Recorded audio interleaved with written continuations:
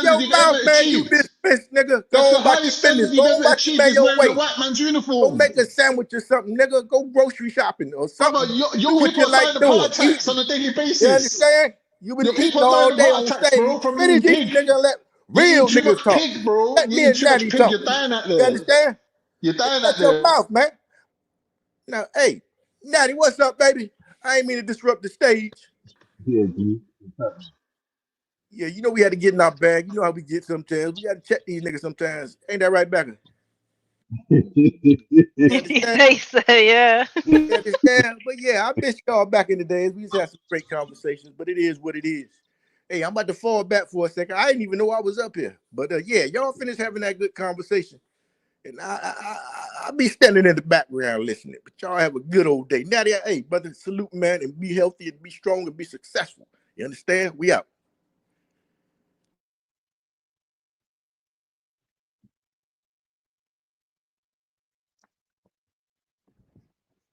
Yeah, boy, that was funny. Yeah, it's his accent that makes it funny though. Imagine he was saying what he just said in like in a South London accent. It wouldn't be the same. It's his accent. No, but he said, how you fat and a nutritionist?" It's true though. He's got a point. Something's got to win in it. Something's got to lose. Something's got to win. It's a battle.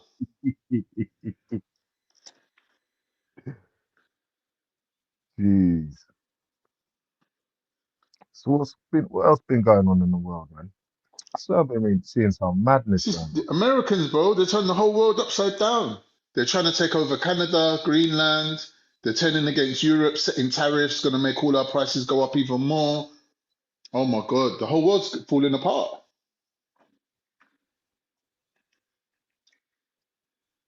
Yeah, Trump's messing People up say they that. want to leave the country. The war's still going on. I thought they're gonna end the war, and Russia just Oh man, they're looking If the dead. carrying out government, global warfare now. if the government offered you to said basically, you can pick anywhere in the world you can go. We'll pay for the house. You ain't got to worry about the bills. You just got to leave the country. Would you do it? What kind of numbers we talking? Like how much? Like 20 grand? Well, put it this way. Like I said, they'll Yeah, buy you a house. You ain't got to worry about bills. They'll just buy you a house anywhere you want to go. buy me a Yeah, house. man, I'm gone. Nah, but really to be sensible, they said, yeah, buy your house, give you 100 grand.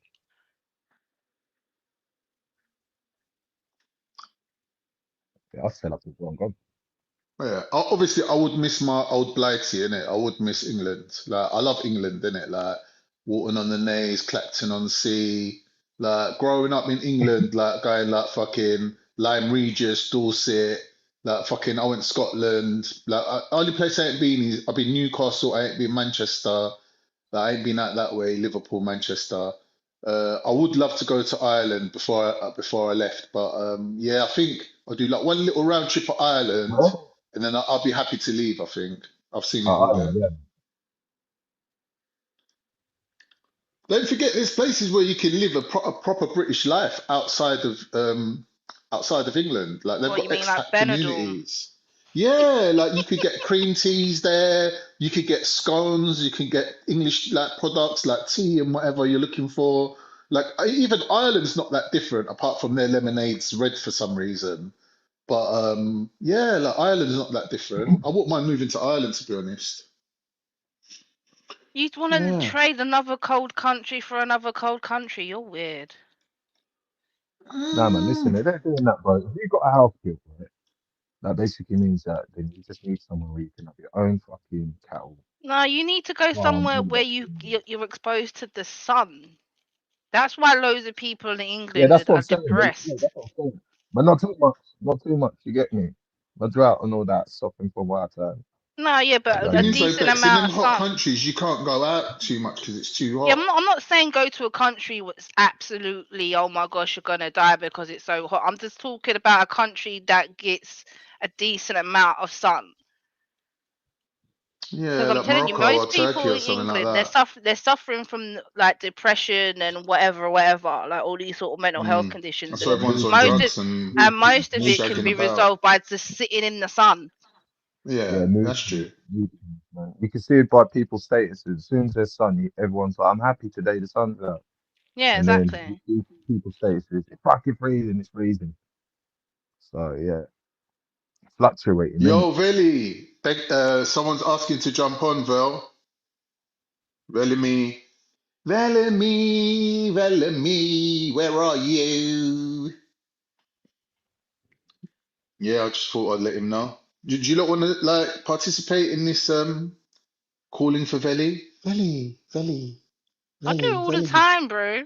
Belly, belly, Velimi. belly, belly, belly. Coo, That coo. one. That one. People used to go belly, belly, belly, belly, belly, belly. Yeah, that's a good one. Belly, belly, belly, belly, belly.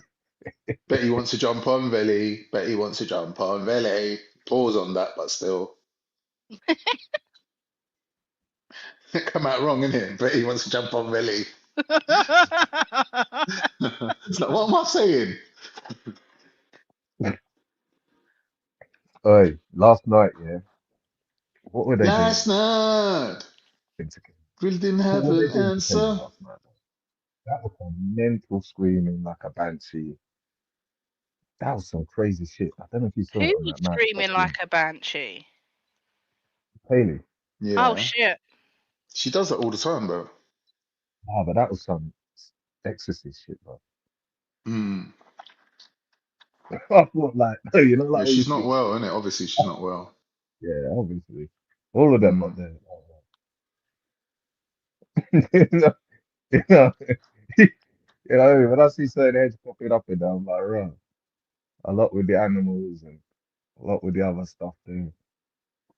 I think But it's there is okay. medication for people like that, but like I think like they fall through the slips, they fall through the cracks in the net sort of thing, where the government don't really, try to help these type of people. They just leave them in the community, and like they're functioning, but like still, I think that they could benefit from some hardcore medication.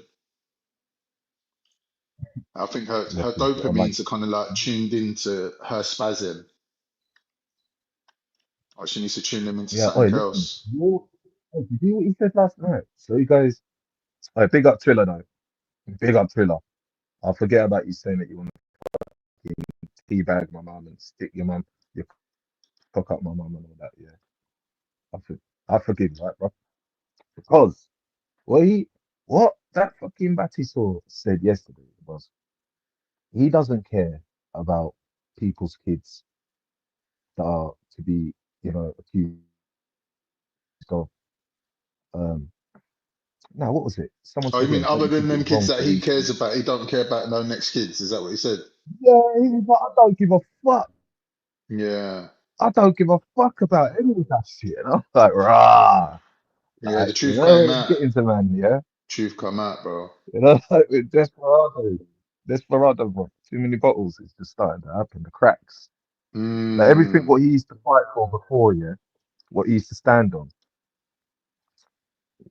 There's no rock to stand on now, bro. You're just floating. Head is just about floating, bro. He's desperate, bobbing up and down.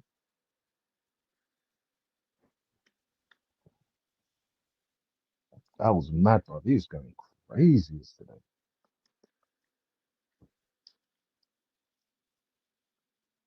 Where was this on here? No, on mad box of bitches. Oh. I missed it, man. Oh, finally, I'm here. I'm here. I've got that smoke. I've got that smoke. I ain't got no smoke for you today, Con. I've come for the G Block Master, Vele. I got that smoke for you and Marcus Garvey. Are you not on your lunch break yet? Come back here. I've got that smoke. And where's God of Jacob? I was expecting back up. Yeah, I've got that smoke on Marcus Garvey, yeah?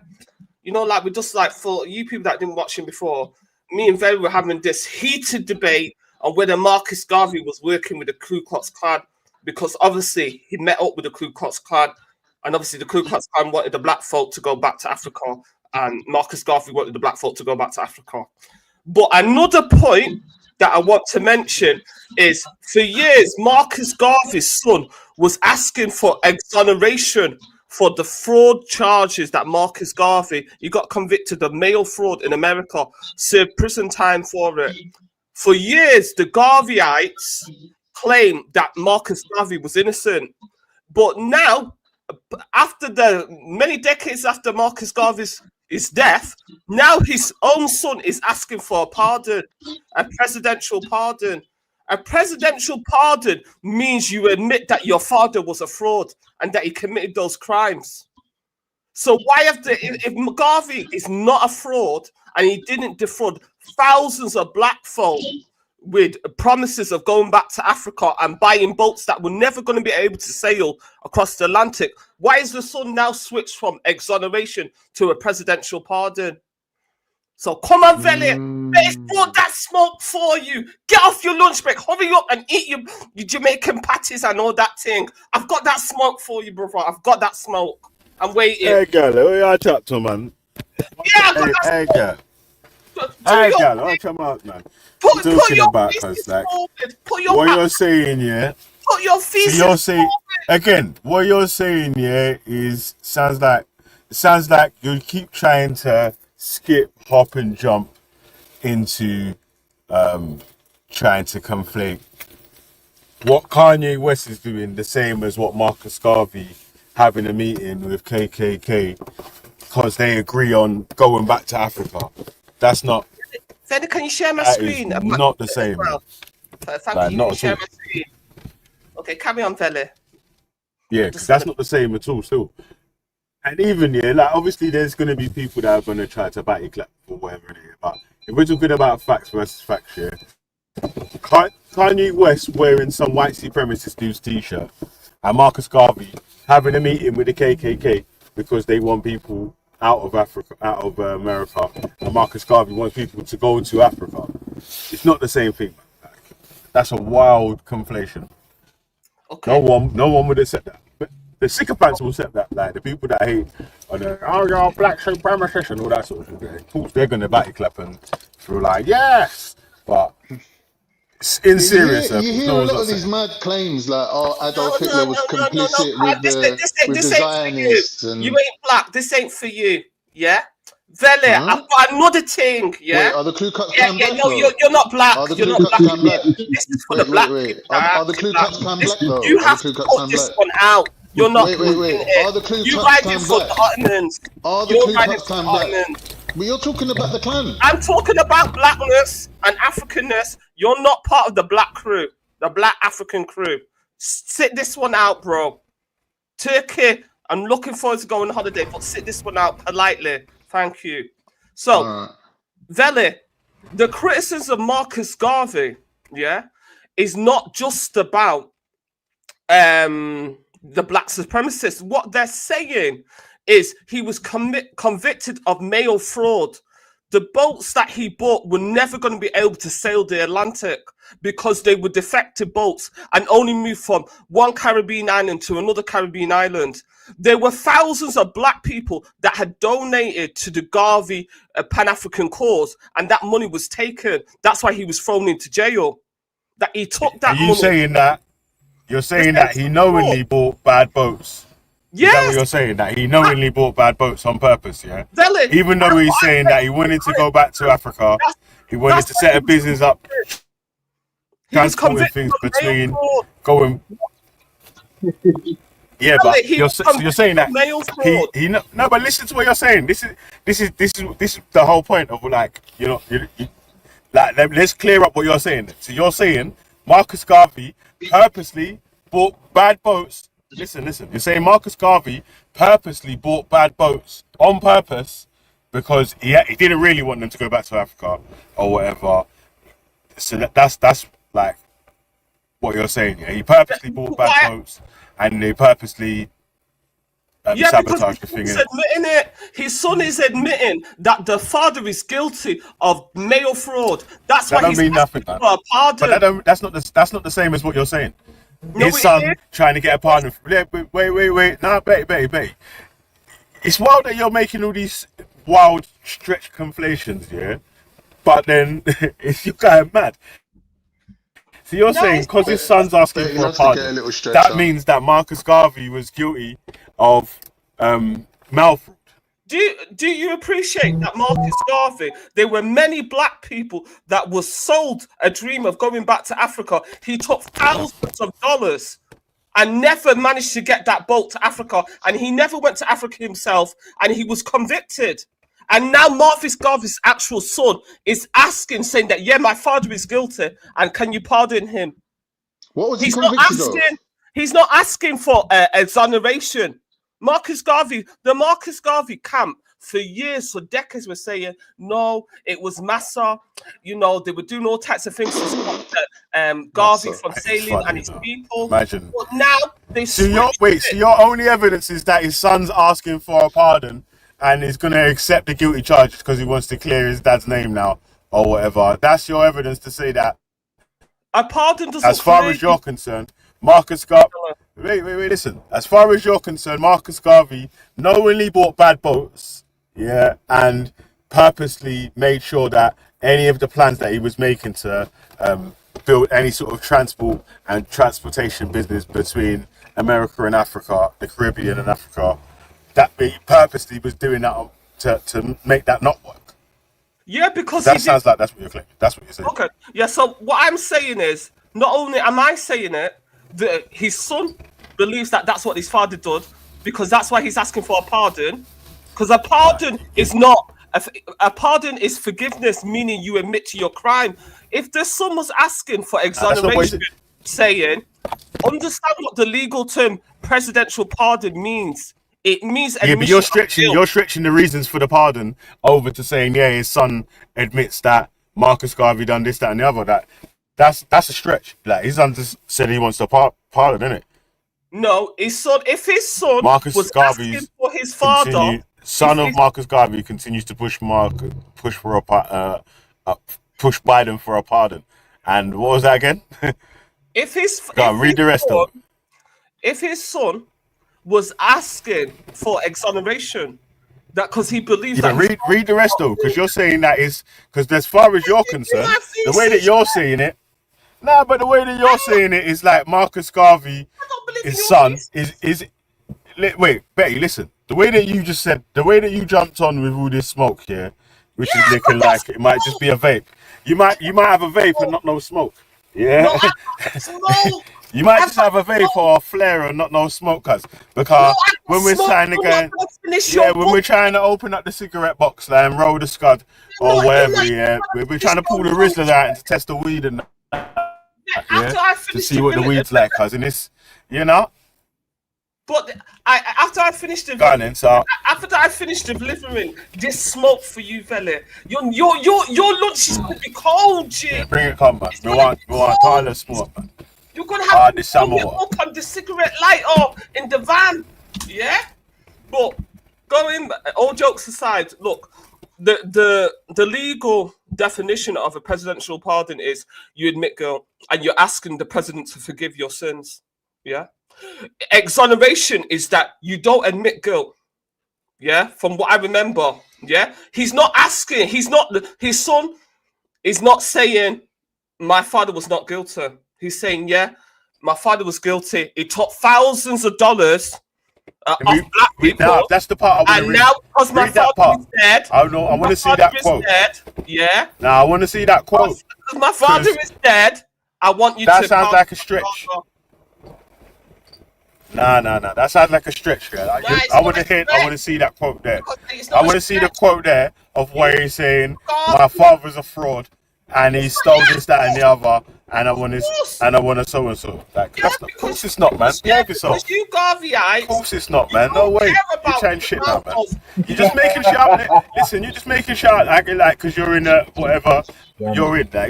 Now you're just adding stuff on to make your own point. You're literally making extra points to make your own point, bro. None of that was said about my man's a fraud and so on. So what? So he called his own dad a fraud and a thief, yeah?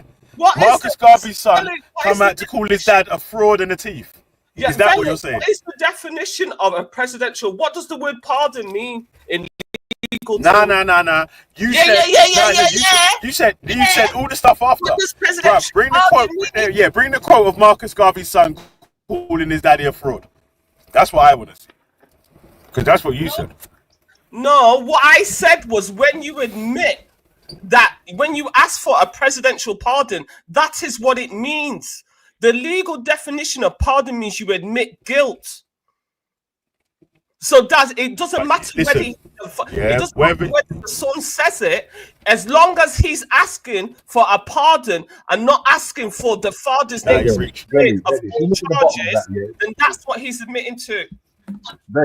So what he said, he's saying that he would accept the crimes that his dad made. Just give him a pardon.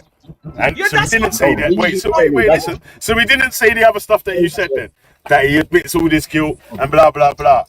And rah. But he's already convicted. What do you mean admit the guilt? He's already convicted. Exactly.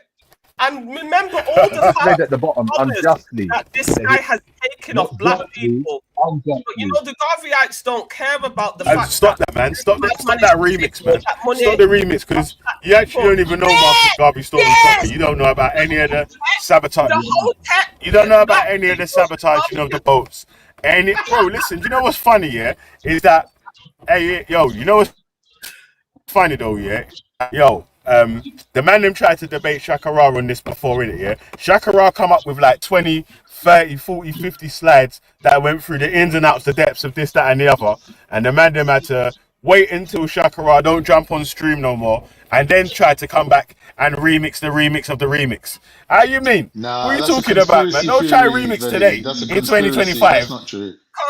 Can't do your thing now. You can speak up now. Jedi Maku smashed up this whole thing, bruv. We know this already. Come on.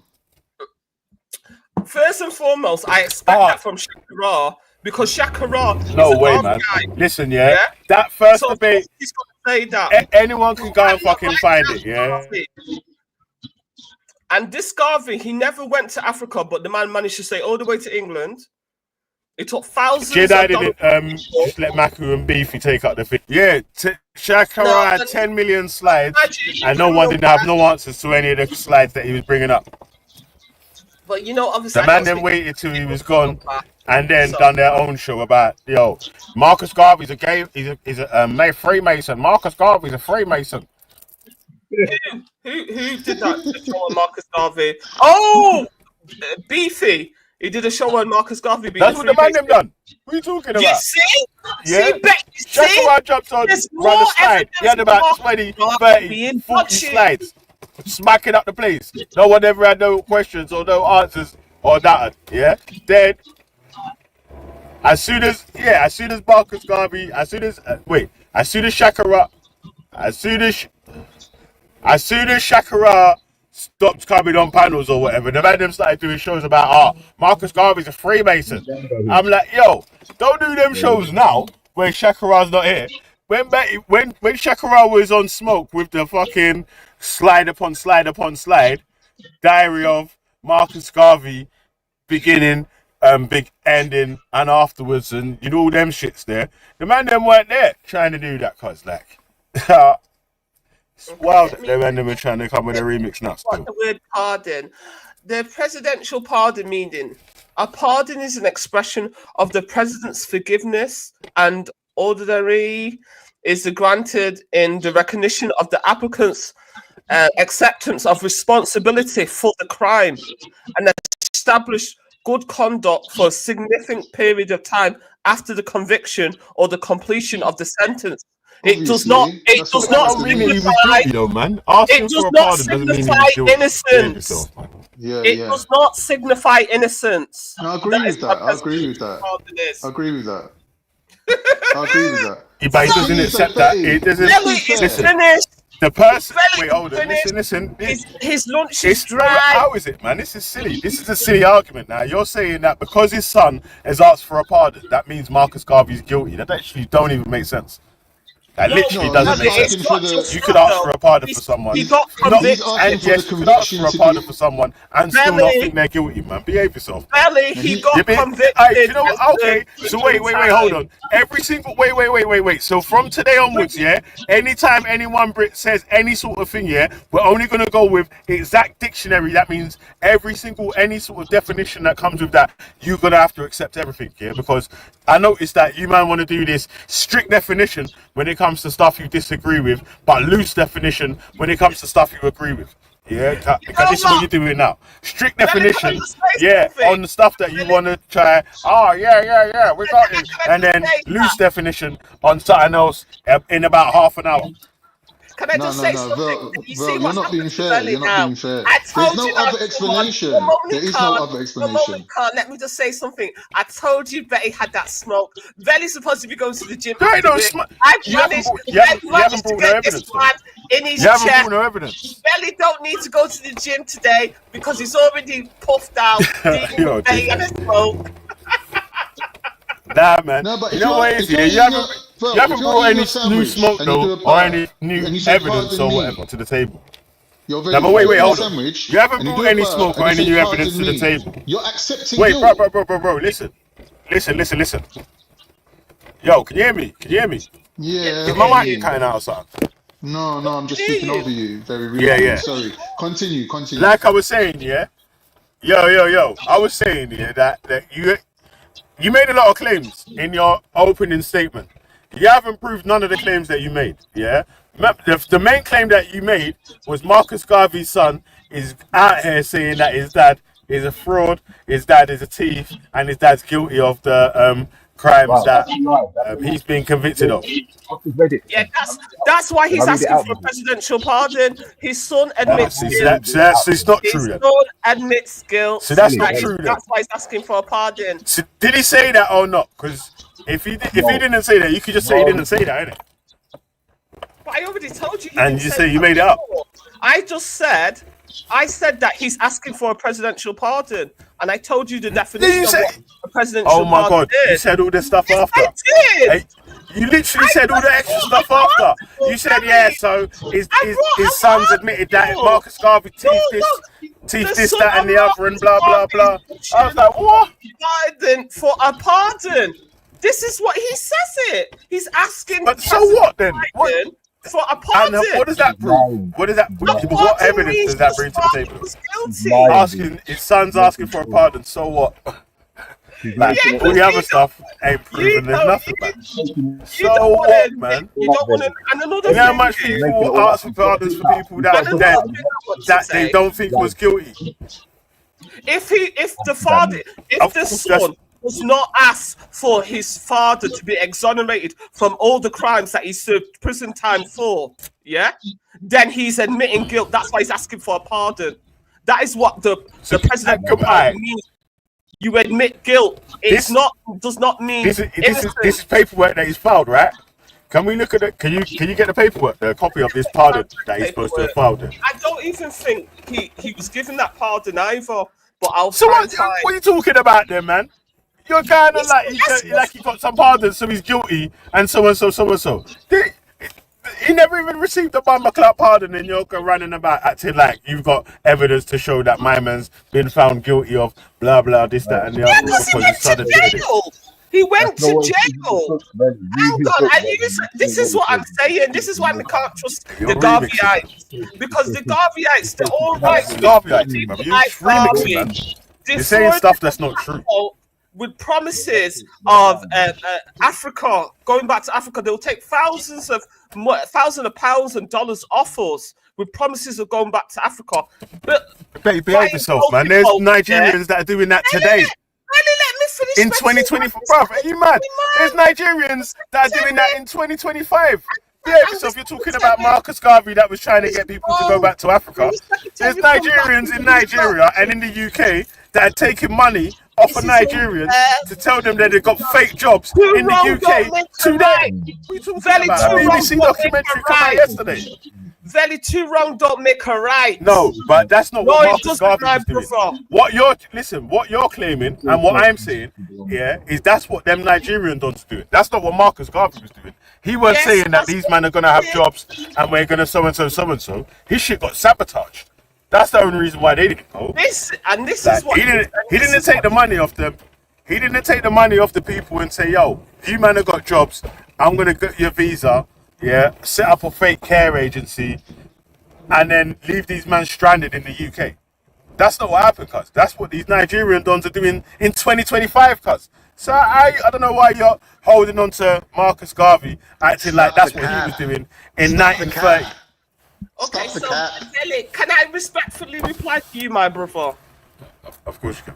Okay, so I'm basing my assessment on the fact that there are obviously thousands of black people at that time and period that were complaining that they gave money in good faith, expecting this boat to sail to Africa and they wouldn't go to the motherland, and it never happened. How did he, and then they obviously made a complaint. They must have made some complaint to the FBI, because how did he get convicted and end up in jail? And then now, decades later, the son is now asking for a pardon. So it's not just that his son is asking for a pardon and admitting guilt. It's the fact that this man served jail time, and there were people that were complaining about Marcus Garvey. I can go back. You can see the criticisms of Marcus Garvey at his time. The boys complained about him. It's not just Betty, the secretary, saying it. They are people who criticize Garvey as being a fraud. His contemporaries of his time. All right, cool. So That's why he was convicted. What's his name? W.E. Du Bois didn't agree with the going back to Africa or whatever. He like set up colleges in Finland. That's what their clash was. Not that he was saying he was Africa. He wasn't saying that he was scamming money or whatever. Marcus Garvey wasn't the best accountant, I could tell you that, or whatever. And he could have put people in place to handle the funds better, so the funds could have made sure that they was definitely allocated to the right people. Make sure you got the correct people to inspect the boats properly, so these boats were actually going to be worthy and viable boats to sink. And actually, you got to realize the time, the climate that they was in. This is literally just after people have been fucking got their freedom and able to be running about and starting business. Actual real racism, like fucking KKK, was a real organization that was allowed to flourish and work and do their thing at that time. So it's not like the same sort of thing like what you're saying, in it, man. It's like, wait, hold on. Yeah, but it's like, first of all, wait, hold on, because it sounds like you're trying to say that my man was on a thing of, yo, you man give me this bread, I'm pretending that we're gonna go back to Africa or whatever, but I'm just gonna run off with the bread or whatever. And that's not even really what happened, because he didn't end up being no flipping hush puppy rich dude with mansions and big bread here, there, and everywhere. Oh, fuck's sake, someone's ringing. It's annoying. Yeah, he didn't end up being no hush puppy done with no big bread, running up houses here, there, and everywhere, and rah. My man died without food. His wife carried on doing her own business, and his second wife carried on doing their own business. And he defrauded thousands of black people of money. But I also want to disagree with what you said about Du Bois. The fact of the matter is that Du Bois was a Pan-African, and he was also he went to Ghana and he died in Ghana.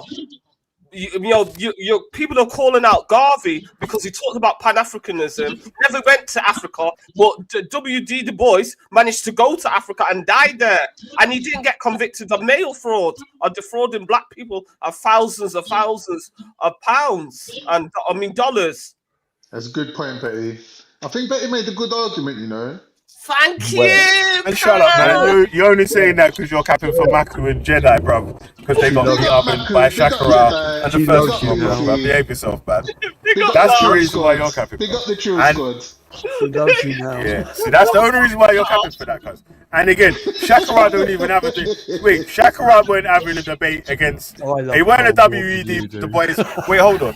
Because, this is what's funny, yeah. It's like we're saying, yeah, when we're talking about what we're discussing or whatnot, yeah, it's like we can conflate and make other side points and make that into the argument that he was making. That wasn't your original argument. Your original argument wasn't W.E.D. Du Bois versus Marcus Garvey, which one was a better Pan-African or so and so.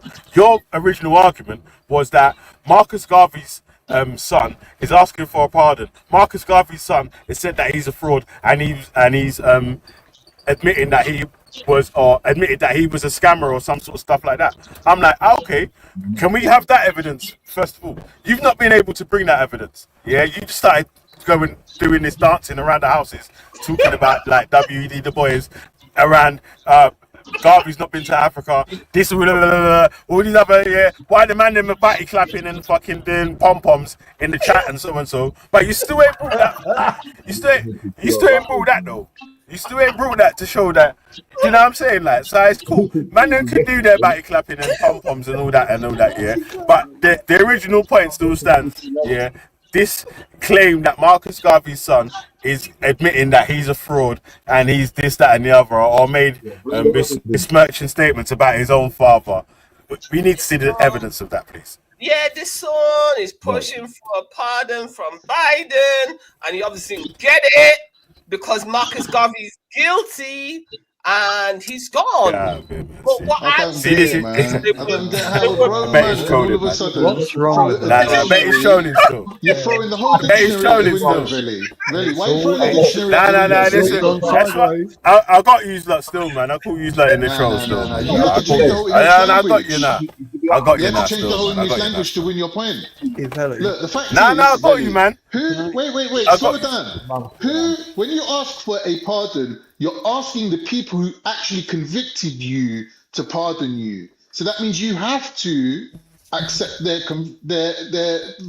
accusation. Like that is what a pardon is. You're saying to them, listen, all right, you accused me of X and Y, you convicted me of X and Y, but please, like the punishment that comes with it, just allow me a bly in it. That's what a pardon is. Now, But he's you're asking for not a pardon contesting. for his father. Is it I Yeah, hear nah. you. I hear See, you. what it is But here what I'm is you let me lot just can land. leave. Let me You lot just can land. wait, Let me just land. bro. Let me just You've land. already Let me just landed land. your point here. Is Your your point is that pardon he asked for a for? pardon. Yeah, my point is that okay. Let's see the thing that he asked for a pardon with here. That's cool or whatever. Yeah. You can say that he asked for a pardon and all that blah blah blah. But all the other statements that was made after, he said he admitted his dad done this, that, and the other. He said his dad was blah blah blah, and he said this, that, and well, that's what I was asking for.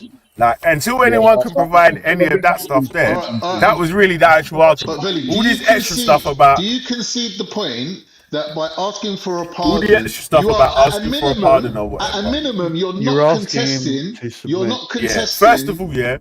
You're not First of all, contesting the anyway, yeah. accusation, are you? Before I even accept this So you pardon don't want talk to answer. anyway, You don't yeah. want to answer. No. Before I accept this pardon talk You're anyway, gonna yeah. hide I behind want to see Simon his now. paperwork. Yeah. Before I Pause. You can't accept any of hide this, behind me. bro. Before I accept this pardon talk, I want to see paperwork of said pardon being lodged or whatever, and not the not being asked for his father to be exonerated and not being a part, being one or the other, innit? Yeah. Let's see that paperwork first of all. Exoneration or pardon. Yeah. Because you know, a newspaper clipping can say pardon when a person's asking for exoneration when the Nah, if person's there's asking for pardon overwhelming or whatever. Of course you evidence, can. you can't even Where's ask the for evidence then? exoneration. How have you got overwhelming evidence? You Man's got a newspaper convicted. clip on the stage. It's not on thin What are you talking air. about? Man ain't got convicted on thin Don't air, worry, is I'm he? looking for it. You carry on, Card What are and you Veli. I'm talking looking about? for it as you talk. Yeah. Veli, you have to What the fuck are concede you that even talking about? at a minimum requirement, these people are not No, bro. contesting. They're People not have been contesting the convicted accusation. and been When you finish, no. I've got my People have hand been up. convicted, found guilty, and they haven't been guilty, bro. So that being found guilty doesn't actually even 100% mean Oh that no, he was I can definitely start guilty it. or Oh, whatnot. You you know what I know mean? what? Veli, can you share my screen again? I think I found. Well, it basically says he got a pardon from Biden. Yeah, I'm reading from the Washington Post, and now it's saying you've got to bloody subscribe. Yeah, don't do that. Yeah, you see, can you see? Let me see if I can try and find it. Like, I want your money. Yeah. Let's see. And then we're trying to remix it and say, Veli. Remix. Rewind. yeah, man, we're trying to remix the Garvey out here, cuz man. Earlier on, when I Oh, was my talking battery's gonna die as well. You when know, I it's was talking to fucking my 6%. mate Angela, and I muted my mic. I'm not saying it was you, Vel, but someone who probably has managing mods unmuted my mic whilst I was having a private. You can't unmute. Ultimately, it's my fault. I should have left the You call. can't unmute your mic while on the. If yes, you mute your mic yourself. Yes, Nah, you can. if you The host doesn't listen, mute your mic right now. Mute your mic right now, yeah. It comes up as a notification. No, listen, I can mute your mic while you're unmuted, yeah. I can do it while you're unmuted and unmute it now. So if you mute it yourself, I can't You unmute literally it. just unmuted my mic. You've just proved me right. Brother, do you know what it is, Simon? It's I'm like not you're hard of saying it was hearing. you. I'm not saying. Listen. Simon, Someone, listen to what I'm saying. Listen Simon. to me, please. The person No. Listen to what I'm saying. The person because I was it's like speaking we've to explained this to you, but does it's like you're refusing for people to not listen. with breast cancer. She does retreats for people with breast cancer. That conversation should not have been unmuted and put into the public. I mean, I don't care. Anything I said was true. Simon, listen, yeah. That woman. While you was unmuted, everyone was calling you to tell you you're unmuted as well, innit? Like, so no one was gonna unmute you and then call you to tell you that you're unmuted. Bro. The host has unmuted. It don't even make sense. It comes up as a notification. I'm not shitting you. It comes up as a For notification. fuck's sake, bruv. Listen, mute your mic right now, yeah. Mute your mic right now, yeah. Go on, mute your mic. You mute it yourself. You've just and let me show you unmuted something. No, you mute it yourself. Yeah. That time I did, yes. Wait, no. Mute your mic here. Let me screen record. Now I'm gonna screen record, yeah, and show you that you can't unmute a fucking mic yourself. Innit? Yeah. In the last 5 minutes, you mute your mic and unmuted me. You're not all right. Mute your mic. Mute your mic yourself right now. The problem is, listen. Mute your mic. Simon, mute your mic. It's screen recording right now. Mute your mic. Go on, mute it. You can see I'm pressing. Oh wait. Look, I'll show you what it says. You listen. You can't unmute your guests because they've chosen to mute themselves. So, Gun, one sec. Let me take a screenshot of that. Yeah. We just saw. Yeah. So, did I imagine muting my mic, and did I imagine seeing the host as unmute your mic notification? Let me show you. I'm not accusing you. No, I'm not accusing I'm the only person that can do it, bruv. Like, so you can only be accusing me. But I'm going to show you what it says there. Can you read what it says at the top of the screen there, Simon? So I didn't mute my mic, and I didn't see a notification. No, read what it says at the top of the screen. Read it. The host has unmuted your mic. I didn't see that. No? No. Are you actually going to lie to my face? Read what it says at the top. Bro, what does it say on the screen right now? Bro, I don't care what it says at the top. I know what happened.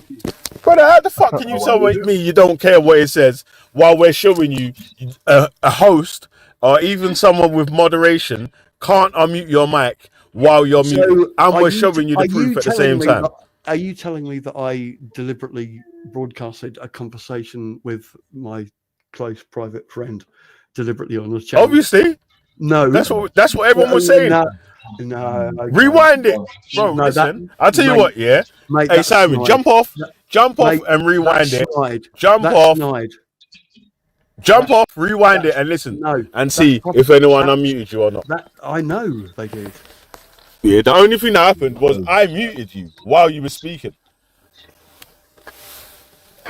I'm not happy about Angela being broadcasted. You fucking unmuted your mic and had the conversation on panel, you nutcase. Simon, you saw a notification saying the host has muted you. Because Veli had to mute you. I saw it the second time. Can you see? Yes. Hey, listen. Hey, one sec, yeah? Hey, Khan, 92 Dread, Empress Akina and Betty. You see the picture on the screen right now. What does it say at the top?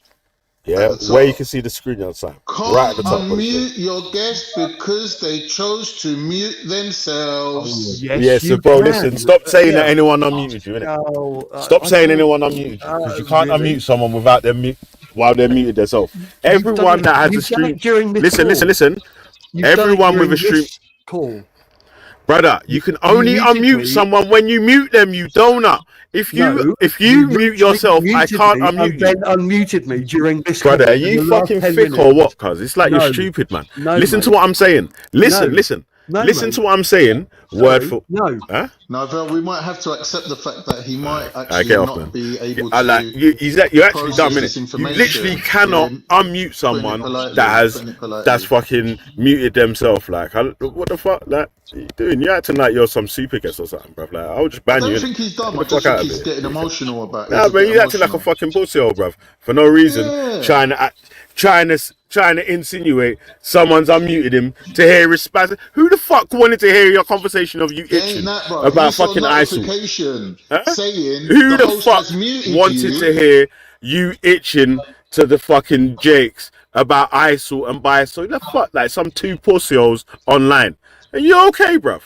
Man, fuck off, man, you dickhead. Are you mad? And stop trying to act like anyone wanted to unmute you and listen to your stupid conversation. No one give the fuck, bruv. People was trying to talk over you while you was having that dumb conversation because no one gave a fuck about it. Yeah, Fuck. we were trying to talk over him. We were trying to like tell He's him getting emotional. and he wasn't listening. It literally says it on the screen right there. Yeah, like I'm gonna read it myself right there. Yeah, because I'm going to make it a bit bigger. He says, you can't unmute your guest because they chose to mute themselves. You literally can't unmute someone that's muted themselves. I can only mute you when your mic's muted. If your mic's open, I can mute you. If your mic's not open, that's when I can't mute you. Like I can't turn your camera on or nothing. There's no But this control is the to thing, camera. Belly. When you muted him and he saw the notification saying the host has muted you, in his little panic mode, he thought, "Oh no, the host has unmuted me." But it ain't that. He read it wrong because he was in a little panic mode. Right, you just being dumb, bruv. Like, and acting like fucking someone wants to fucking listen to it. Who the fuck gave a fuck about you snitching to this whoever person? Like, man was saying to you on the panel, bruv, like, stop snitching, bruv. Like, no one cares or whatever, innit? Like, so no one cared about listening to your conversation. Why would we want to unmute you to listen to your phone call, guys? Like, literally everyone on the everyone was watching at the same time. Yeah, we were calling. We were like calling Simon. You know what I mean? I'm telling him, look, he was going. You lot were trying to call him or whatever. Yeah, he was chipping in and out. I stopped listening. I'm gonna fucking listen to something else. Come back. My man was still rapping or whatever. Do you know what I'm saying? Like, because obviously I was inside the job still, so I couldn't even fucking jump on the panel just in case like someone says something wild and the dude was standing right next to me and shit. I'm like, God damn it. You know what I mean? So when I did come out, I jumped on. I muted my man. Oh shit. Cancel. I nearly took myself off the panel.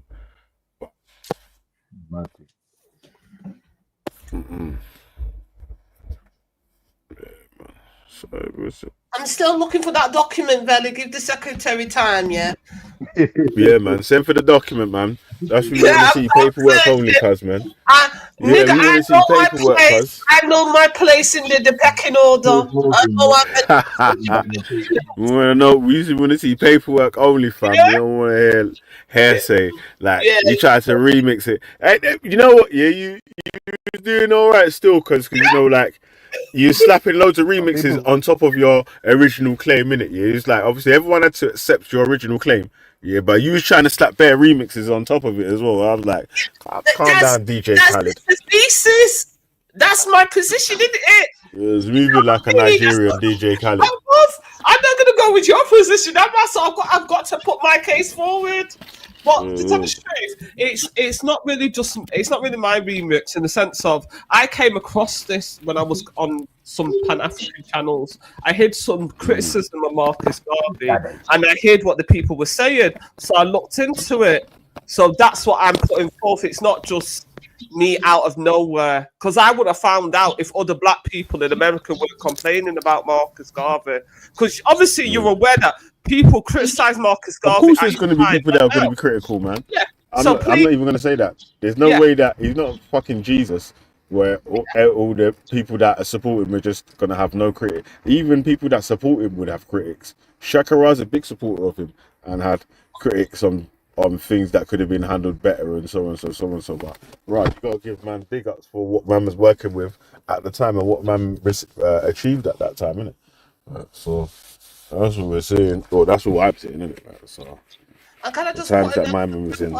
Can I put another troll comment in? Oh fucking hell, bro! What another waste, man. hey, another waste, man. Why you unmute that old British white indigenous microphone, man? That was a private conversation, man. You know you was wrong for that. Indigenous and look, and you told on yourself. You said you're the only one that can unmute his mic. You said you said you're the only one that can unmute his mic. You see that right now, yeah? I can mute you, innit? Yeah, because your mic's unmuted. But if you mute yourself, I can't unmute you. No, you muted them, then unmuted them. You muted them, then you unmuted them intentionally. You knew he was having a private conversation. Right. Why are you booty clapping for fucking white people? Stop booty clapping for the white man. Stop booty clapping for white man. Stop booty clapping for the white man. Stop booty clap for the white man. You fucking mulatto ass. Look, you know you wrong for Native that. Indian ass. He was having a private conversation about cancer research, and you gonna put it on the airwaves. That's fucked up, bro. You feel? And you lost a real fan. He a real supporter. You feel me? Brother, listen, man. All right, go ahead. You man want friends and whatever in this YouTube thing, yeah. I'm not really asking for anyone to come on here and be my friend or Yeah, we not whatever. his friend. Yeah, that's a whole different thing that you like. So I don't know. You want friends? Yeah, I mean, I want none of that, cuz, yeah. I'm just saying, jump on the panel if you want to jump on. Don't jump on the panel if you don't want to jump on, innit? Hey Simon, Better if you man. disagree Hey, with me when you I jump know on the you panel as well. unmuted you, Simon. It's wrong. Feel me? But as far as the Marcus Garvey conversation, and I'm gonna ask this, and then I'm gonna drop down because you know what I mean I'm trying to conduct my affairs in life. But I do have to ask this, with all due respect, and I'm not making an allegation against them. What Brother, did Marcus what's the Garvey? Native American version? Let me ask you this instead. All right, go ahead, What's make your the point. Native American version of a fucking Marcus Garvey in it? Before you start opening up your mouth All and right, talking let about me answer Marcus that. like you can tell us. Yeah? Where the fuck did Pocahontas go? And all them man there. Yes, Like, let shut me your answer beak, that. cuz you man are just And in anyone listening, serving teas in just look casinos. up. Oh, I was trying to Where's answer your that? question, What brother. country is mulatto country? All right, let me answer that. You cannot even compare Marcus Garvey to the person I'm mentioning because the person I'm mentioning picked up a gun. Actually, it's Henry Berry Lowry. You all can look it up. He led the Lowry Man, get Revolt the fuck out against of the here. Mike Caucasians. Lowry. Bad boys. Checkmate. But and this Shut is a up. question. This is a question about Marcus Garvey. Sorry, bro. Why did he never? Why did he never go to Africa? Why did he die in Europe? Respectfully. Checkmate. Yeah, he done Much Haile love Selassie to you. I'm move. dropping down. He Peace done the and Haile blessings. Selassie move, bro. Got you there. Man done some Got you Haile there. Selassie move. I'm staying on mute. I'm supposed to be looking for documents. Oh, Vela, did you kick him off? Oh, No, he Vela. run off, man. He runs. Oh, he He ran done his off. Native He American said he's sprint, got man. things to do. Oh, He okay. done the Native American sprint, man. You know, he done what the Native Americans did, man. Just get in his Cherokee and shut his mouth. You get me? He's gonna do smoke signs and blow a pan pipe and shut his beak, cuz. You get me? So don't worry about that there. But chatting very still. Right? My battery's on like 2%, man. The screen's See black and shit. I can't even what see. why is really I think it's an unfair comparison to compare how Native Americans dealt with the white man and how black people dealt with the white man, because don't forget with the Native Americans, like they had hundreds and thousands of soldiers ready to fight. So, you know, when you compare that to like a handful of people that was taken over on boats with no backup, no funds, Handful of no people. What? yeah, compared to That was millions. compared to the compared to 400 the years native and a handful of people. compared to the Native Americans, I'm saying they had numbers in it, and they had like they were already established. They could fight in it. To compare Africans to Native Americans, I think is unfair. Like No, because that's they're not not on the true. same footing. They're not on the same No, it's footing. not. No, it's not untrue because you're talking about Africa, a continent. That continent, Africa, is far bigger than the where the Native Americans were on. Yeah, and you can get the whole USA Like and a pop lot that of in the Africa 3 times. even the far bigger than the Nigerians, United States. even the Nigerian, one of their first flipping leaders after their thing of what African Garvey and all them sort of man too them man. So I don't know why you guys are trying to speak like fucking Garvey didn't do no. We never know. No, I was still don't be screen putting words recording, you in the know. secretary's mouth. Don't be putting words in my mouth. I never said that he didn't do anything. I didn't say he didn't have no influence on Africa and the move to go back to Africa and connect with African roots. But what I'm saying is the man defrauded thousands of African people of descent with pipe dreams of going back to Africa. Yeah, He done a buying Umar bad Johnson. You're boats and saying he done an stuff. Umar I Johnson didn't move. say he didn't influence. I didn't say that, brother. But what I'm saying is that he did con black people, yeah, whether he did it intentionally or whether he did it or not, the fact of the matter is he took money and he did not provide. Betty, what happened to that money? Did the government collapse it off him? I have to go. When he was convicted, did they take the money from? They must have. Like if they convicted him of fraud, mail fraud or whatever, they must have took the money off him. They're They talking must have about took the money off him. I was just reading, you know, as you when you were debating, I was reading up on it, and they're Mail talking fraud, about innit? selling of Whatever stocks. that is. And it's the selling of stocks. Marcus Garvey was selling stocks, I think, in the Black Star Betty. Line. Yeah, but that's what I was trying to say. you Like, let them you see, get back 'cause to the way that reading you were saying, documents. no, but the way that you were saying it though, yeah, was like you were saying it like he's exactly like Marcus Garvey's moving like Umar Johnson. We need to build a school and we're never going to build a school. No way, the intention was actually to build the stuff. A lot of the shit was sabotage. The shit was I'm a sabotage. professional troll. What do you expect from me? I'm a professional troll. Shut up, man. I'm saying, yeah, you know the shit was sabotaged each step along the way, and there was even people like the CIA even recruited flipping black people to go against flipping the black movements and all them sort of stuff there. Like, so.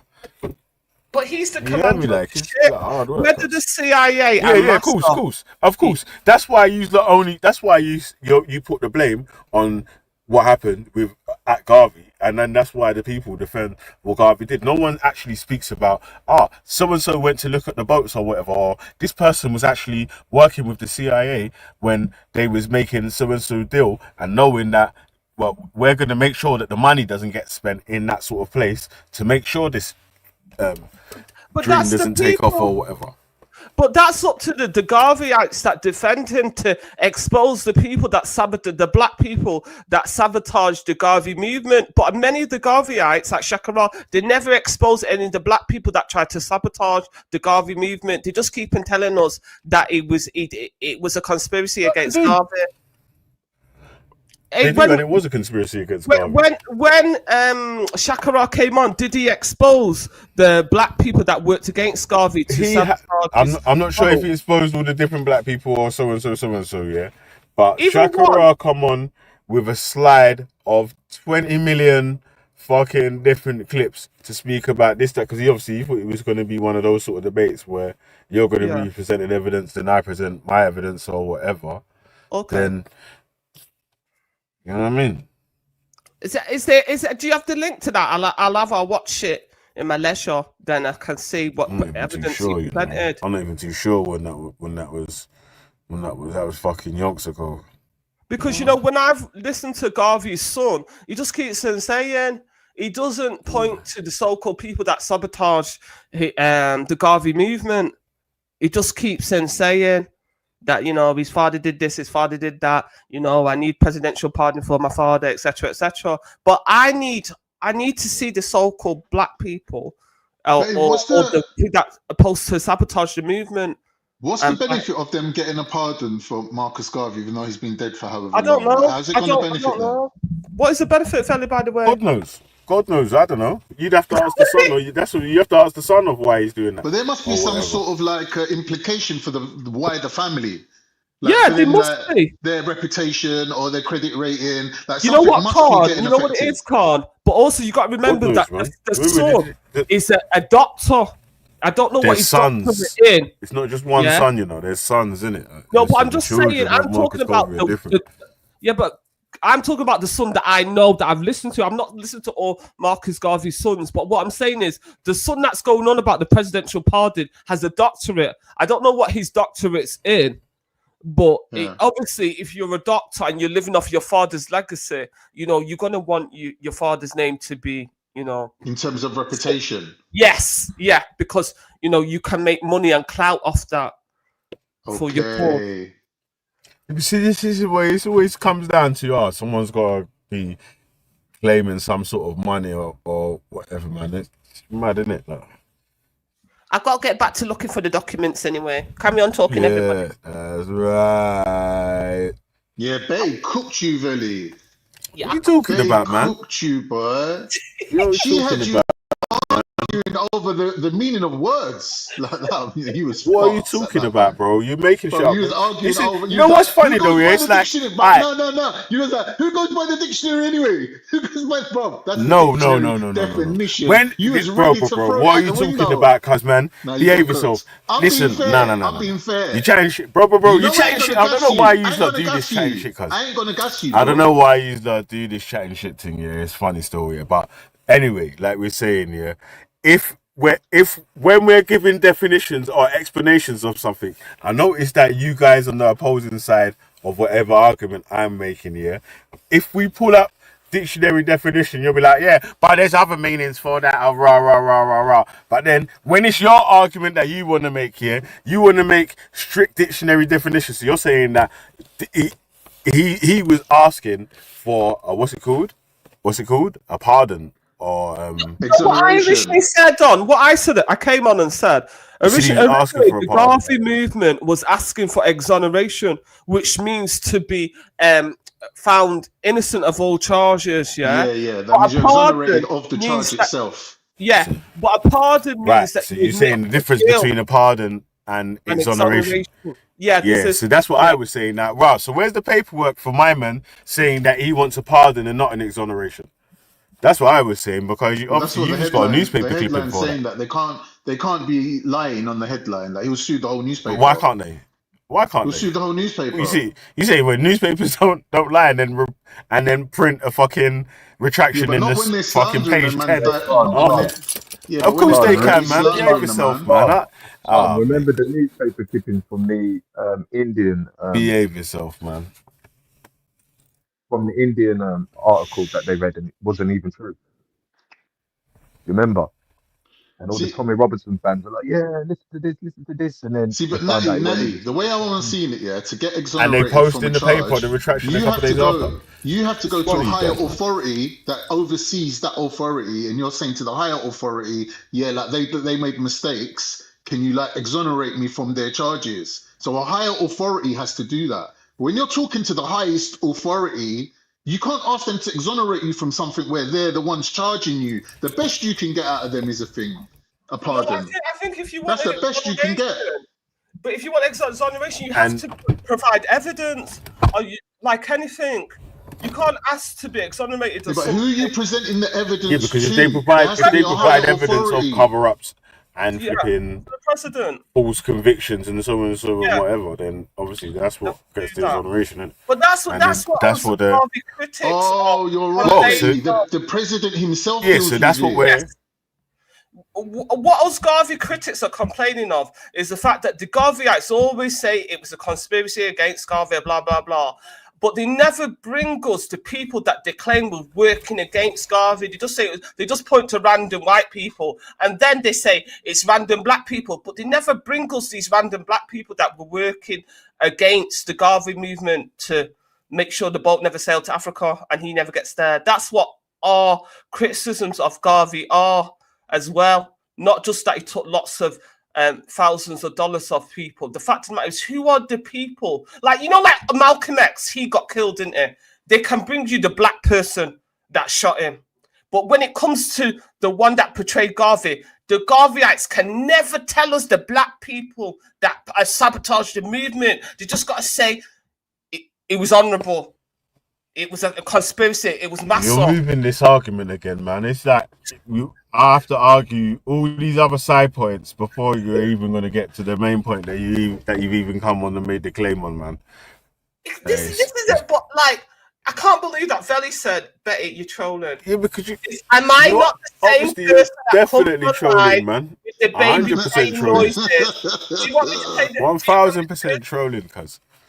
Yeah, that's why I have the baby crying noises on my computer to upset you people. And That's troll. what I'm saying. She was fair to you. She I even got to gave you a fight chance to eat your bare lunch before you side came on. arguments at the side She was before very even fair. make. Yeah, I did. No, the argument. No. The argument wasn't whether Marcus Garvey had received the exoneration or pardon or whatever. It was all the claims that was made after that. Oh yeah, his son said this, that, and the other. And his son admitted to this and said, he's definitely that, and blah blah blah. It was all that stuff there. Like, so I was like, okay, can we see that? Because that really makes a difference, right?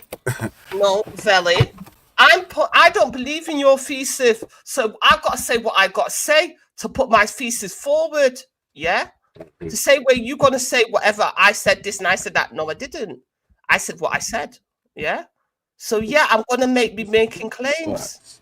Do you know what I mean? And another thing is, I'm a professional troll, and troll lives matter. Yeah. Yeah, troll lives matter.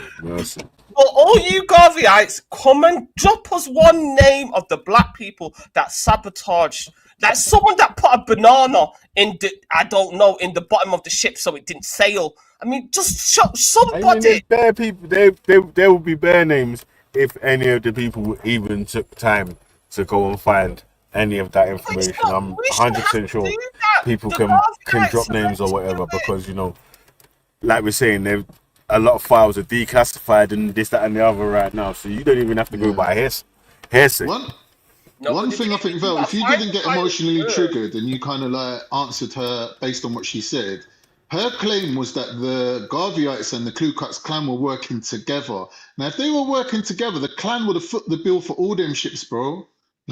You wouldn't need to sell shares on the stock market if the Ku Klux Klan are paying for the ships. So that proves right there that they didn't have an allegiance. They didn't have an alliance, sorry.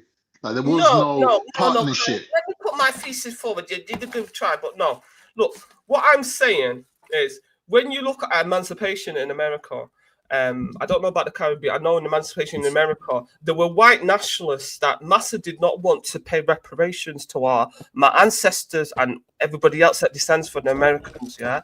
So the white nationalists said, let's send them back to Africa so we don't have to pay reparations. So that is why Garvey was able to link in with this Ku Klux Klan and Massa, because they both wanted the same thing, to move the black people back to Africa.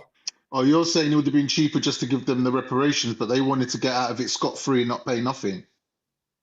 Yeah, it was cheaper to send them back to Africa. That's why. Why didn't they send them then? Why didn't they send them then? Because I bet he's going mad with it. I bet he's in super troll mode today, man. You got mad. No, calm down, man. You got mad still. They promised my ancestors 40 acres and a mule. That is going to cost a lot more than sending people back to Africa. Because once you drop them in Africa, it's the African people's problems, the newcomers. But if you leave them, the descendants of the enslaved and the Africans, the former slaves in America, it costs the white man more. But once you drop them in Africa, that's the black man's problem. That is why the Ku Klux Klan and Massa was working with the Marcus Garvey movement and all these other Pan-African movements, that the minute they say, let's go to Africa, they're like, we can make a deal with the devil, because it's cheaper for Massa to get rid of the black people than to give them 40 acres and a mule. And 40 acres is a lot of land. Yeah, it's big. You know what I mean? It's not small. Hey, you know what? One acre is big. 1 acre is big. 40 acres, fuck you know. You see, in these days, if someone that's like mad, all these people are mad out here. But sorry, first. No, I'm not scamming people, man. Allowing my people. I'm not. I'm not scamming. I'm not scamming. Yeah, bet he's telling people that. Bet he's telling the whole of the man them in Nigeria. I can get you a job. Just give me $3,000 for the visa. Give me $3,000 for the visa, fam. Yeah. $3,000. So you man end up in Dover. About $3,000. $3,000's not enough. No, do you know what? Tell the truth though, yeah. I did watch a documentary on BBC about literally a dude in the UK right now, so and so, that is allegedly working with some care homes and taking money off people and promising them that they've got work to come here for. Was it Nigeria? That's mad. Yeah. Yeah, that's it. You know what they say? Nigerians are 419? Meaning fraud. The 419 is the criminal code in Nigerian law for fraud, isn't it? So that's why they used to call it 419. I'm sure that's how. Yeah, 419. Yeah. But yeah, Jamaicans are known for selling drugs, and Nigerians are known for fraud. Everybody's got their vices.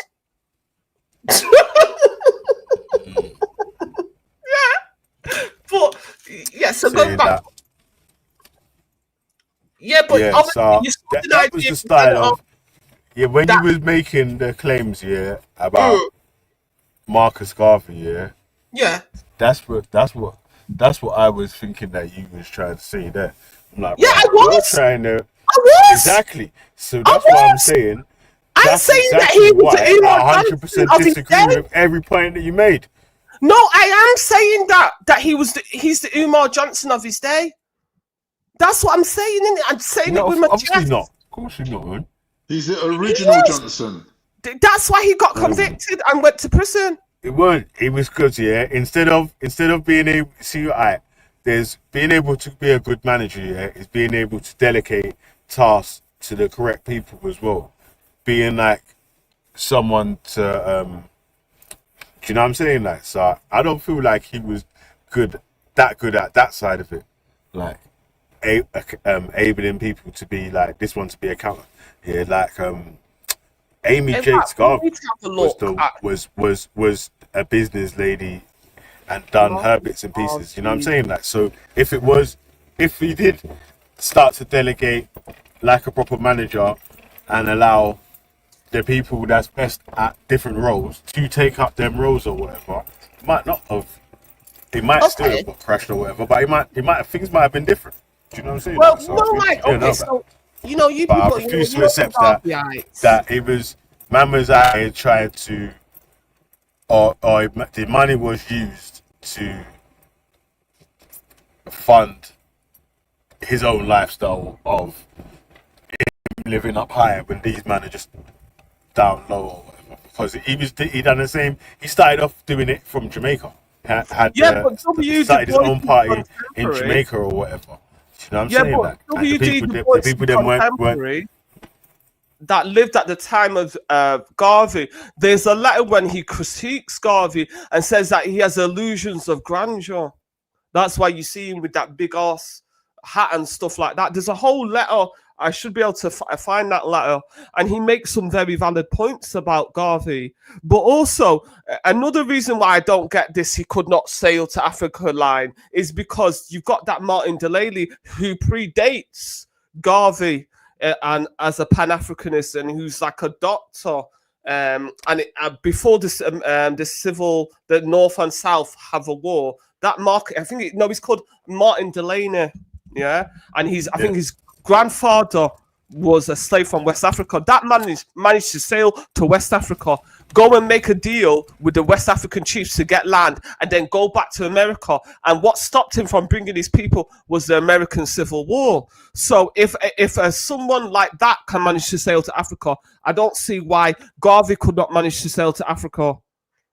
Yes, you say that every time we have this discussion about Garvey didn't go to Africa,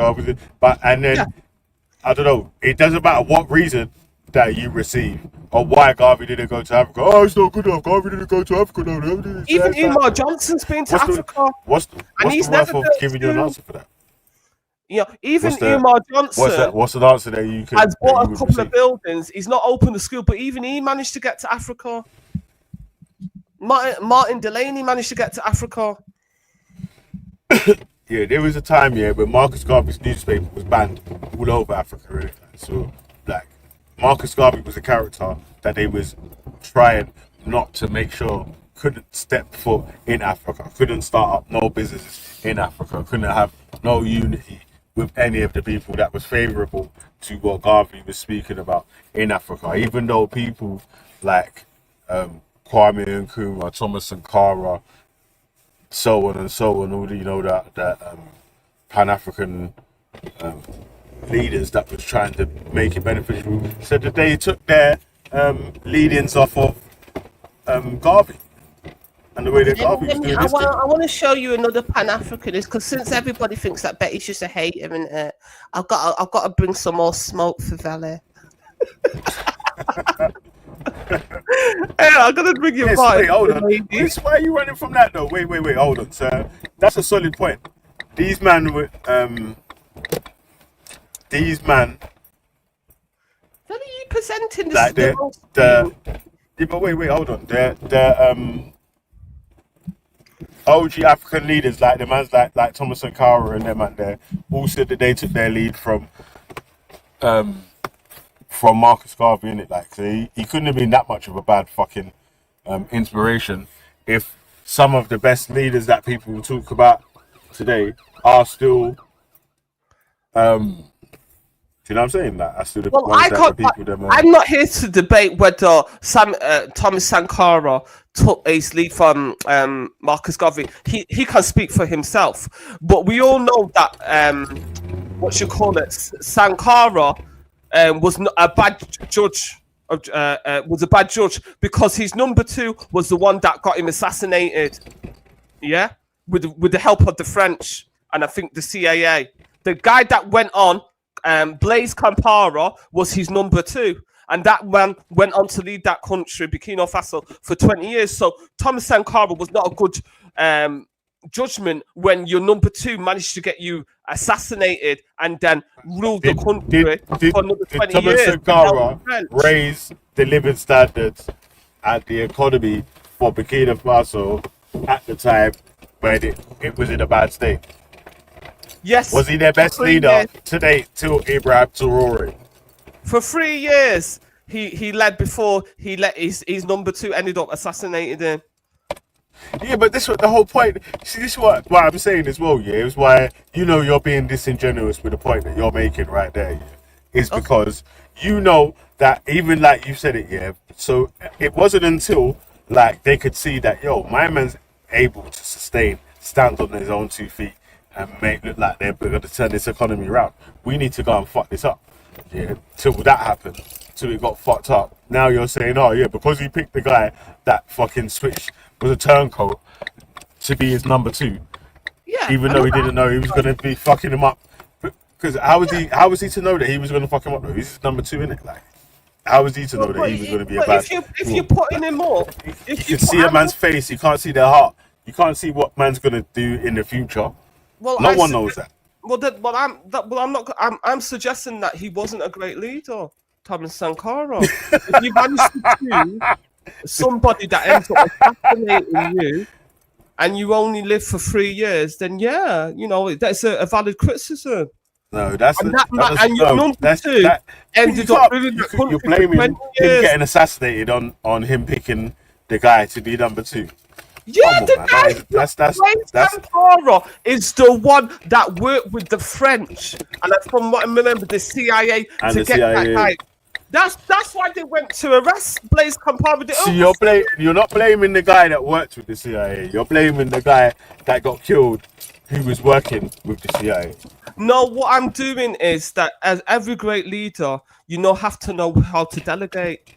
Make sure you pick your friends. So what about when my man was what's his name that took over?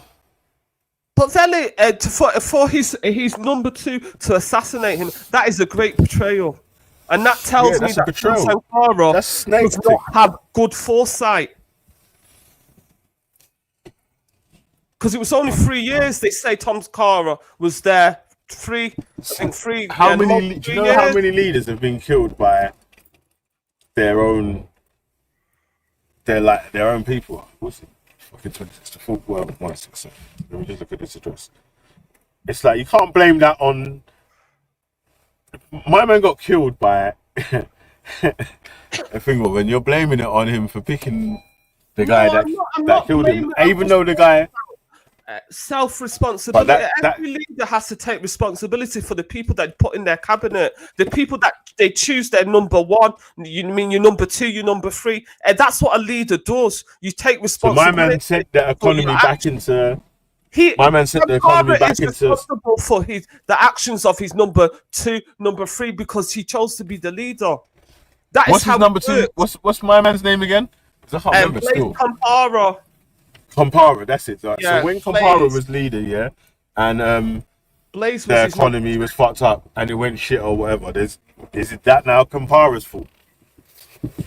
What if He's it's the thinking? leader, innit? Yeah, of course. If the He's the leader economy of the of time. Burkina Faso is fucked up because he worked with the former colonizer to execute yeah, of course. I'm not picking up Blaise Compaoré, but what I'm saying is that Thomas, as the leader, you have to take responsibility. He was not a great leader. If he was a great leader, He he would could have a still lot be a more great than leader. years and get your whole number. It's because it's not like it was just a normal person that assassinated him. It was his fucking number two. I mean, fucking hell. That's how assassinations and coup and takeover and sort of things work. It has to be someone that has some sort of power in the thingamabob who accepts the fucking. Remember in the Matrix when the person took the steak, even though it's fake steak, I know it's fake. I'm eating the steak still. I just want to go back to the fake life and so on, so. Well, I've been looking for that fake steak, man. Imagine you could just eat as much steak as you want and not get fat. That's what we need in life. Yeah. Yo, We've gone completely off the point now. I want to put my thesis forward. So this is another.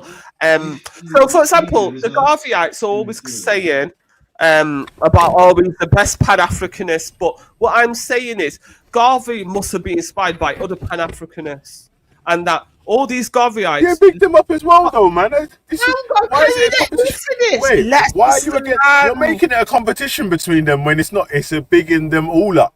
It's not just one's the apex. It is though. You're in a competition with all of them. You did not pick up the other Pan-Africanists when we've been debating this for a couple of hours. What are you talking about? Your sandwich. So you brought up Thomas and Cara and all them man there.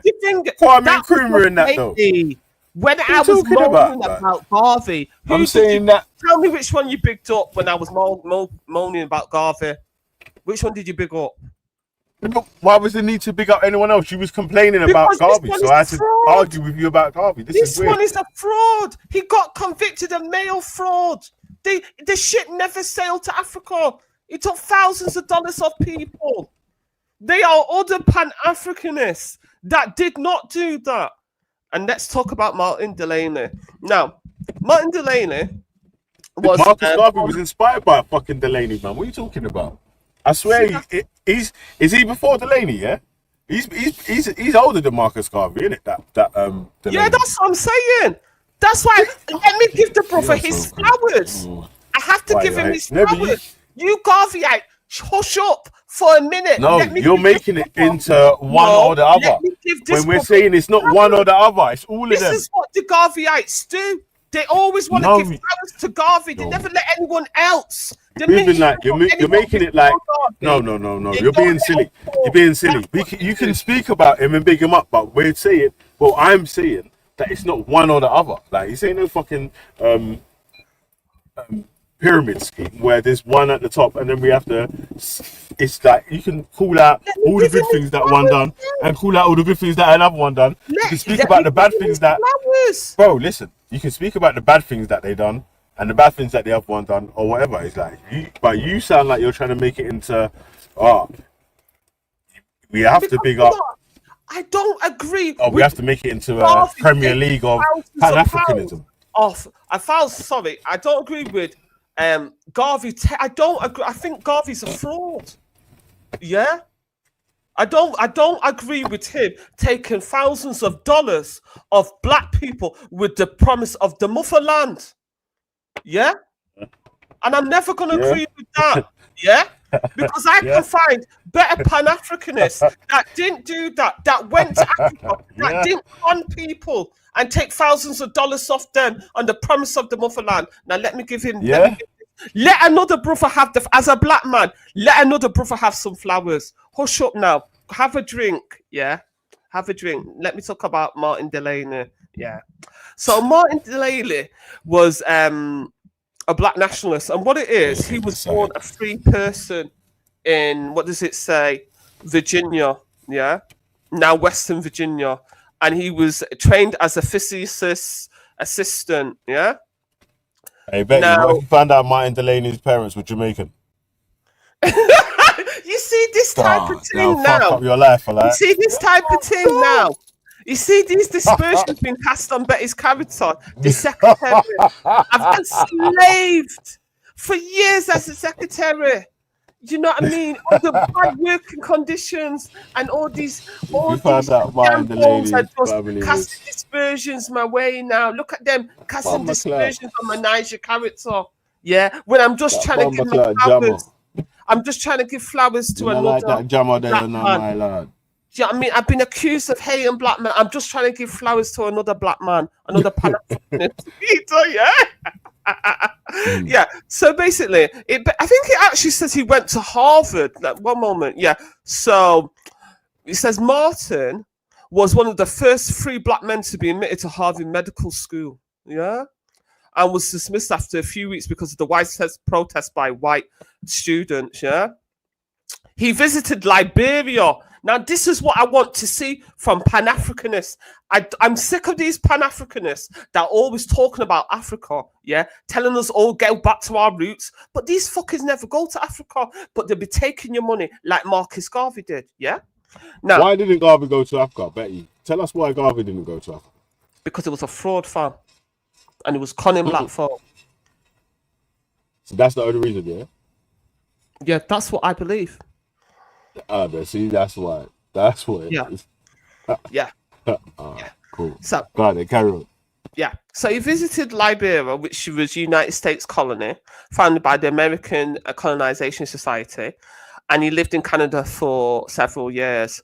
But when the American Civil War began, he had to return to United States. And the United States colored troops were created in 1863, and he was recruited.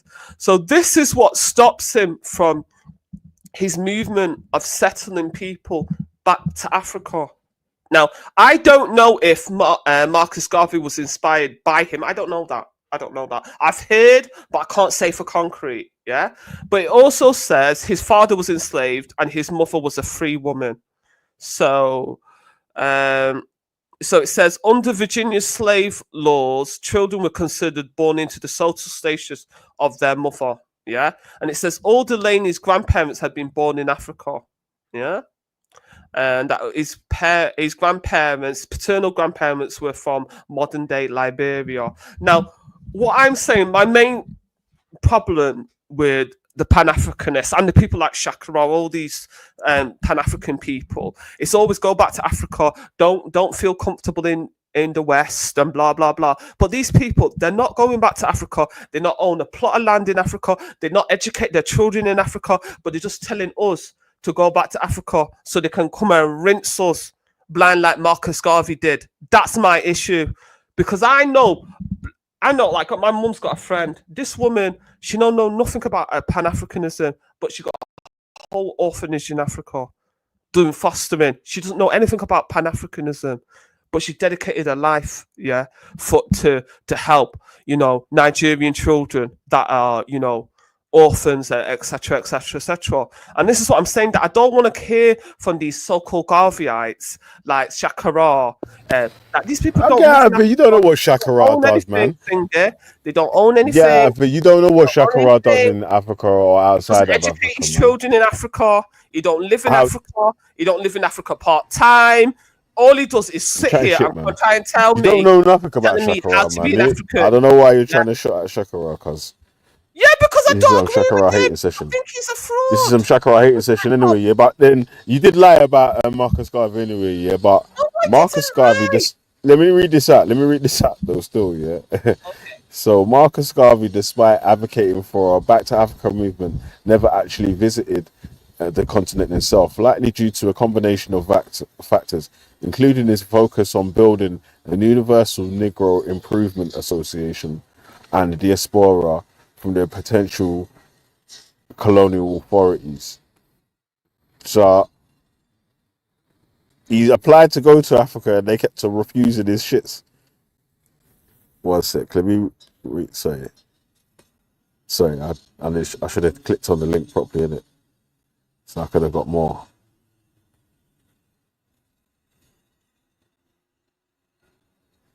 Alright, so. My bad. Let me go back on mute so I can find it properly. Can you hear me still? Keep cutting up. Yeah, I can hear you. I can hear you fine. Yeah. All Yeah, you man. people that got It's smoked true, for I wouldn't me, keep. come on the chat. Come on the all you people that got smoked for me. Come in on there and give me that smoke. I'm ready. I've got my bullets in it. I'm One ready in sec, yeah. it. Let me All you just people find that got out. smoked for Betty. Let me find out. Yeah. Because Becca, Empress Becca's gone quiet in it. She's just sitting this one out. Yeah, and another thing that you people said, I was watching one of your things. That what did you do? Betty, I know my place and I play my position. Big up, Empress, and big up. Yeah. Look. Salsa saying that you're scared that we might deport us.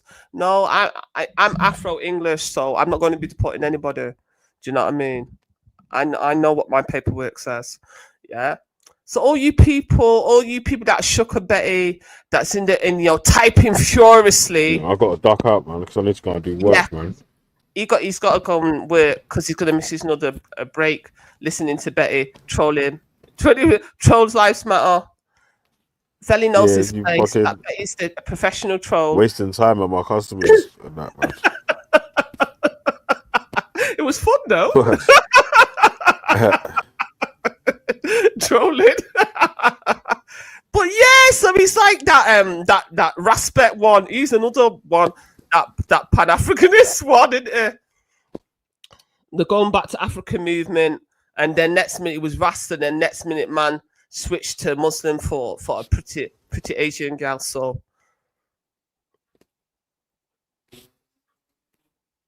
he was another one that was a Garveyite.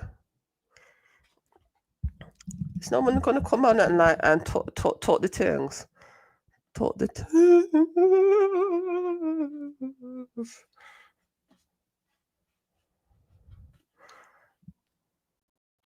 No, Shakara isn't a positive black nationalist. Nah, man is. I thought you were gonna say Cavelli will kick me off for start doing piss. He's been in Africa probably more times than you been, man. You gotta behave yourself, man. Shakara's always in Africa. It doesn't matter whether he's been. Always in Africa. It doesn't matter. I don't care how many times he's been to Africa. I'm the one with the citizenship. Nah, it don't matter. Wait, hold on. I thought you said it don't matter. I thought you said nah. Your whole argument was Marcus Garvey ain't been there. I'm the one holding the citizenship, not him. That no neck. Let him wind your neck in it. Yeah, I don't care how long he been, how many times been to Africa with his no citizenship. Yeah. But how do you know he hasn't got any citizenship in Africa? How do you know that? No, I don't believe it. Because you don't believe it. That don't even make sense, man. Well, you can't prove that he has. Yeah, but I ain't gonna prove that he has or he hasn't. That's his own fucking, that's actual personal business, man. Veli, people. This guy. But just in the point of arguments, because in the point of arguments, yeah, just to say like, Veli, people have argued with Shaka. A man has to. So I've got to produce my citizenship to different countries just to show you, just to prove to you that, I'm more African than you. That's stupid. This is what this Shakara said to me. Tried to tell me that I'm an African and that I'm not English and I'm not British. This is what this Shakara. So I'm continuing what he said to me. You mean the majority of English people will tell you that you're not British, you're not English, you're African. But that's not true, is it? That's not true. So you're English then, or you're at passport. And this is the thing. You said that. You just said that. This is the thing that's annoying me with these Pan-African. But you just said about you've got a Nigerian citizenship. The no-net Pan-Africanists, that say that they're Africans, and then you ask Shakara, have you got an African passport? You got any citizenship of any African country? He goes quiet, But then he wants to come and tell me that I'm not British, I'm not English, but I've got a citizenship of Africa and Britain. What citizenship does he have of Africa? But he's holding a British passport, is he not? And this is the problem. Many of these Pan-Africanists, like that Nigerian criminal does the same thing. But he goes, oh, you're not British. But he's holding on to his British passport. When it's time to travel, you'll see these people, they hold on to their British passport because they don't want to travel with their African passport. Because they know the minute they move out of Britain, they're going to get that African treatment. Yeah? They want to travel on the British passport and still claim in the next breath that they're not British. I call it hypocrisy.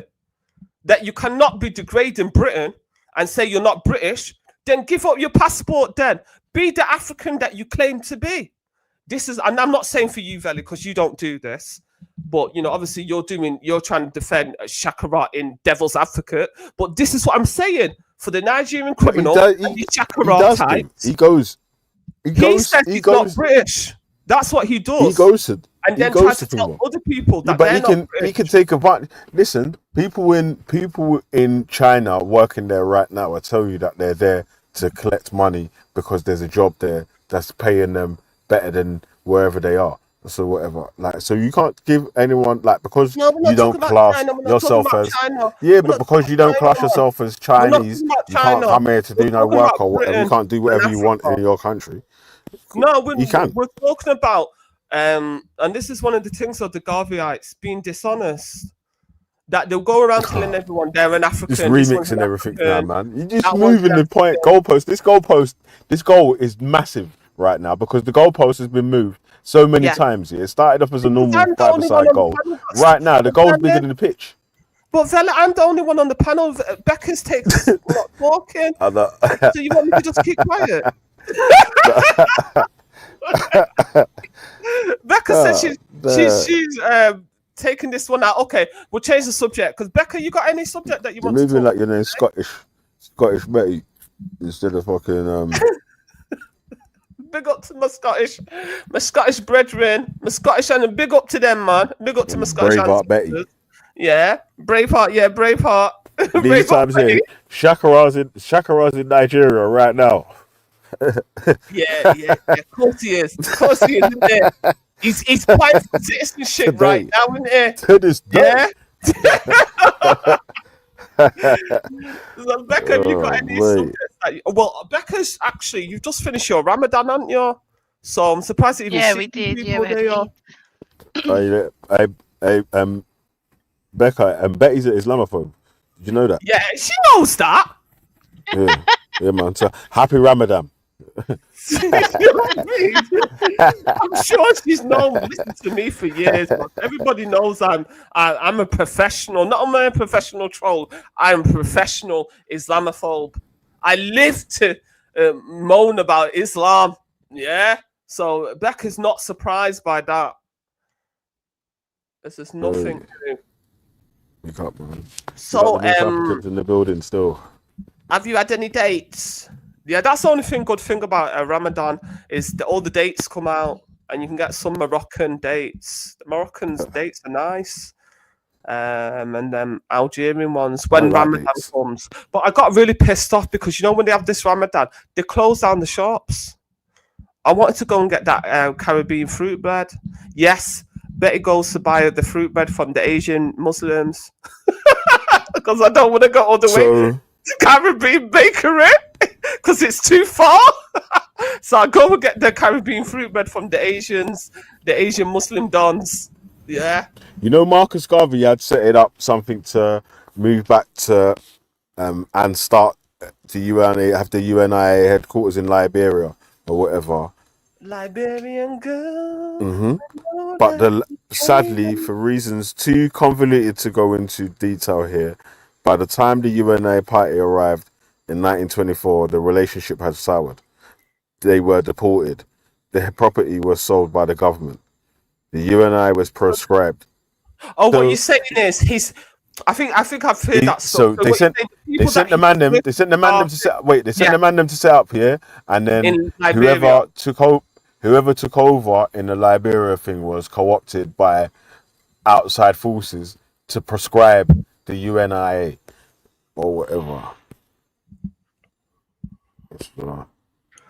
Oh, okay. So that's okay. Okay. Have you got a name? So, and it's more times here that it's gonna be.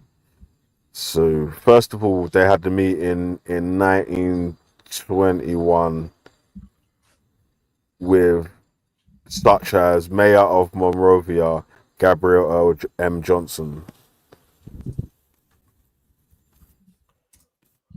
Okay, I'll have a look at that myself then. I have And then in heard about that. 1924, the relationship had soured. Is that the time where, because there was a time, is Liberia the where Charles Taylor's from? Yeah. Okay, so is that the time when the Africans were getting fed up of the returnees? Because there was a time in Africa where they were getting fed up. Because what you find is in Liberia that the people that descend from. Hey, listen, I got to jump off really now, though, man, because I've been here for I've wasted so much time arguing. No, we haven't. You made your show good. No, but I need to. Fuck the fucking YouTube. I need bread and butter first of all. People, please don't I got make actual real bills in real life, cuz, man. I need to fucking pay for shit, cuz. You pagans, please donate to the G Block. But do you not have that thing anymore? No, fuck. I don't want any of these fucking benefit claiming traps to fucking spend your universal credits or whatever. Like, I got a job. I could do side hustle with so. As I say, like, fucking, I need to actually do my work, though, innit? Like, that's what I'm saying. What do you think of what do you think of the I don't know if you watch hip hop, but what do you think of the Big U situation? That's mad still. You know, crazy still. The check-in business with the Nipsey Hussle. Yeah. Eric Holder business. Yeah, that's crazy still. Yeah, chat to the people about that for a bit, man. Okay, let me. I'll do a the man then can just sit here and type forever or whatever. But like, man, obviously some people are at work or whatever and able to double screen. See, look at that now. The bumper plug. I'm out. So I'll put the people who, like, for people who don't know. So obviously Nipsey Hussle. I don't know if anyone knows Nipsey Hussle. He was an American rapper. And you know, obviously African American, Eritrean. Dad's Eritrean, his mum's African American. So basically, I think he was actually I think he was part of a gang. I think he might have been a Crip. Anyway, so basically, like I was saying yesterday, a lot of these, a considerable amount of record companies are built on drug money. Yeah. And obviously people have heard that Cardi B is supposed to be a blood and stuff, as you know what I mean, or affiliated, as they say. So basically, what they're accusing this guy, Big U, this is the big chubby black man over here, the teddy bear here, yeah. They're accusing him of extorting, entertainers. So he's from LA. So when the entertainers that are not from LA come to do their concert in LA, he has what they call a check-in process. So basically, you got to come to him or his people lower in command and check in and pay some money in it, some blood money. Because if you don't pay him some money and protection money, him and his goons are gonna put a bullet in your back and mess up your concert, mess up whatever club that you're in, and you know what I mean. So there was one rapper called, what's that tiny little black man from Atlanta? I can't remember what this little skinny little black boy's name is. Anyway, he went to LA with his friend, and he got himself in this situation, and his cousin then ended up dead because apparently he did not check in with the gangsters in LA. So anyway, so now this guy Big U is apparently the one that funded Nipsey Hussle. Yeah, he was on Big U's label. Yeah, that there was some disagreement and Nipsey Hussle went his own way, and Big U arranged for Nipsey Hussle to be unalived. Yeah, and now the feds are, well, they've arrested him on alleged, extortion, killing, all, there's another rapper that this Big U's meant to have killed as well. But yeah, so that's what I mean, Veli, we're talking about. I don't know if anybody listens to the hot hip hop or knows the hip hop thing. But I have heard of this myself, this check-in thing, because what you find in a lot of the nightclubs and the entertainment industry, even in the shops like the barber shop or the corner shop, the local gangsters, they're running protection rackets. And if you don't want to pay them protection money, they will hire their goons to fuck up your legitimate business. Yeah. Another thing that Big U. So Big U, he's a career criminal. He said that he went to prison, did a lot of time, came out of prison, and he's changed his ways. Now he presented himself as a gang. Someone that's trying to get kids away from gangs and say that, look at what happened to me, stay away from gangs. But the feds accuse him of using his charity work as a front for washing his money clean and running protection rackets, etc., and extorting Shaquille O'Neal. Is it Shaquille O'Neal? What's his name? Shaquille O'Neal. What's his name? This footballer. I mean, not the footballer, but the basketball player. He's donated to Big U's charity for gang intervention and get kids off the street. But apparently, Big U was using that money, the donations, and lining his pocket, buying himself a big house here, big house there, etc., etc. This is all in the indictment. I think they say the indictment is about, I don't. It's like 50 pages long. It's just a really long indictment. But yeah, so he's accused of murdering a rapper that was on his label, and running protection rackets. But that's one of the things in the music industry. Like, I remember when I used to work in the clubs. I used to work in the clubs in Manchester. And what you find is a lot of these local gangsters, they have security companies, and they will be controlling the doors in the clubs. Do you know what I mean? So suddenly you'll be seeing drug dealers coming to the club selling drugs because the gangsters have the security company that's controlling the doors in the fucking club. You see what I mean? It's none of this. So it's very difficult to break up the criminal world with the so-called legitimate entertainment industry, because one of the best places to sell illegitimate, illegal drugs and substances, the nightclub, the concert. Do you know what I mean? So there's a few different record companies, like black record companies, and I'm not just accusing black people of this, because I've heard white people say the same thing, that sort of few the rockers are saying the same thing, that they've got protection rackets. Yeah, that say they want to go and do a concert. Say you go to a next man's town, yeah, you and your rock band, yeah. The next man, these local dons there, they're going to say, "Oh no, you can't play here. Oh, you can't play here. If you don't pay us some money, we're gonna fuck up. We're gonna bring our guys, and bullets are gonna be flying, and bodies are gonna start popping." Yeah, that is what these local gangsters do, because you go, just like we're all animals. If you go into another animal's territory, yeah. Do you know what I mean? They're guarding their territory. That's how they see it, yeah? And we humans, we're all animals, and that's what happens, yeah? So, this is what they're saying. And another thing is, because Nipsey Hussle left Big U's record company, so obviously, he's angered him, because he's not going to get the money from, once you leave the record company and you go and start another label, he's not going to, how many royalties he's going to get? Do you know what I mean? So this is another reason why they're alleging that Big U had a motive to unalive Nipsey Hussle. Yeah, so there's a few channels to watch. One good channel that I really like is The Art of Dialogue. Yeah, that's a really good channel, and that's talking about it. But yeah, so only time will tell whether or not. And another thing is, I forgot this Big U, yeah, he had a podcast called Check In. Yeah, can you imagine?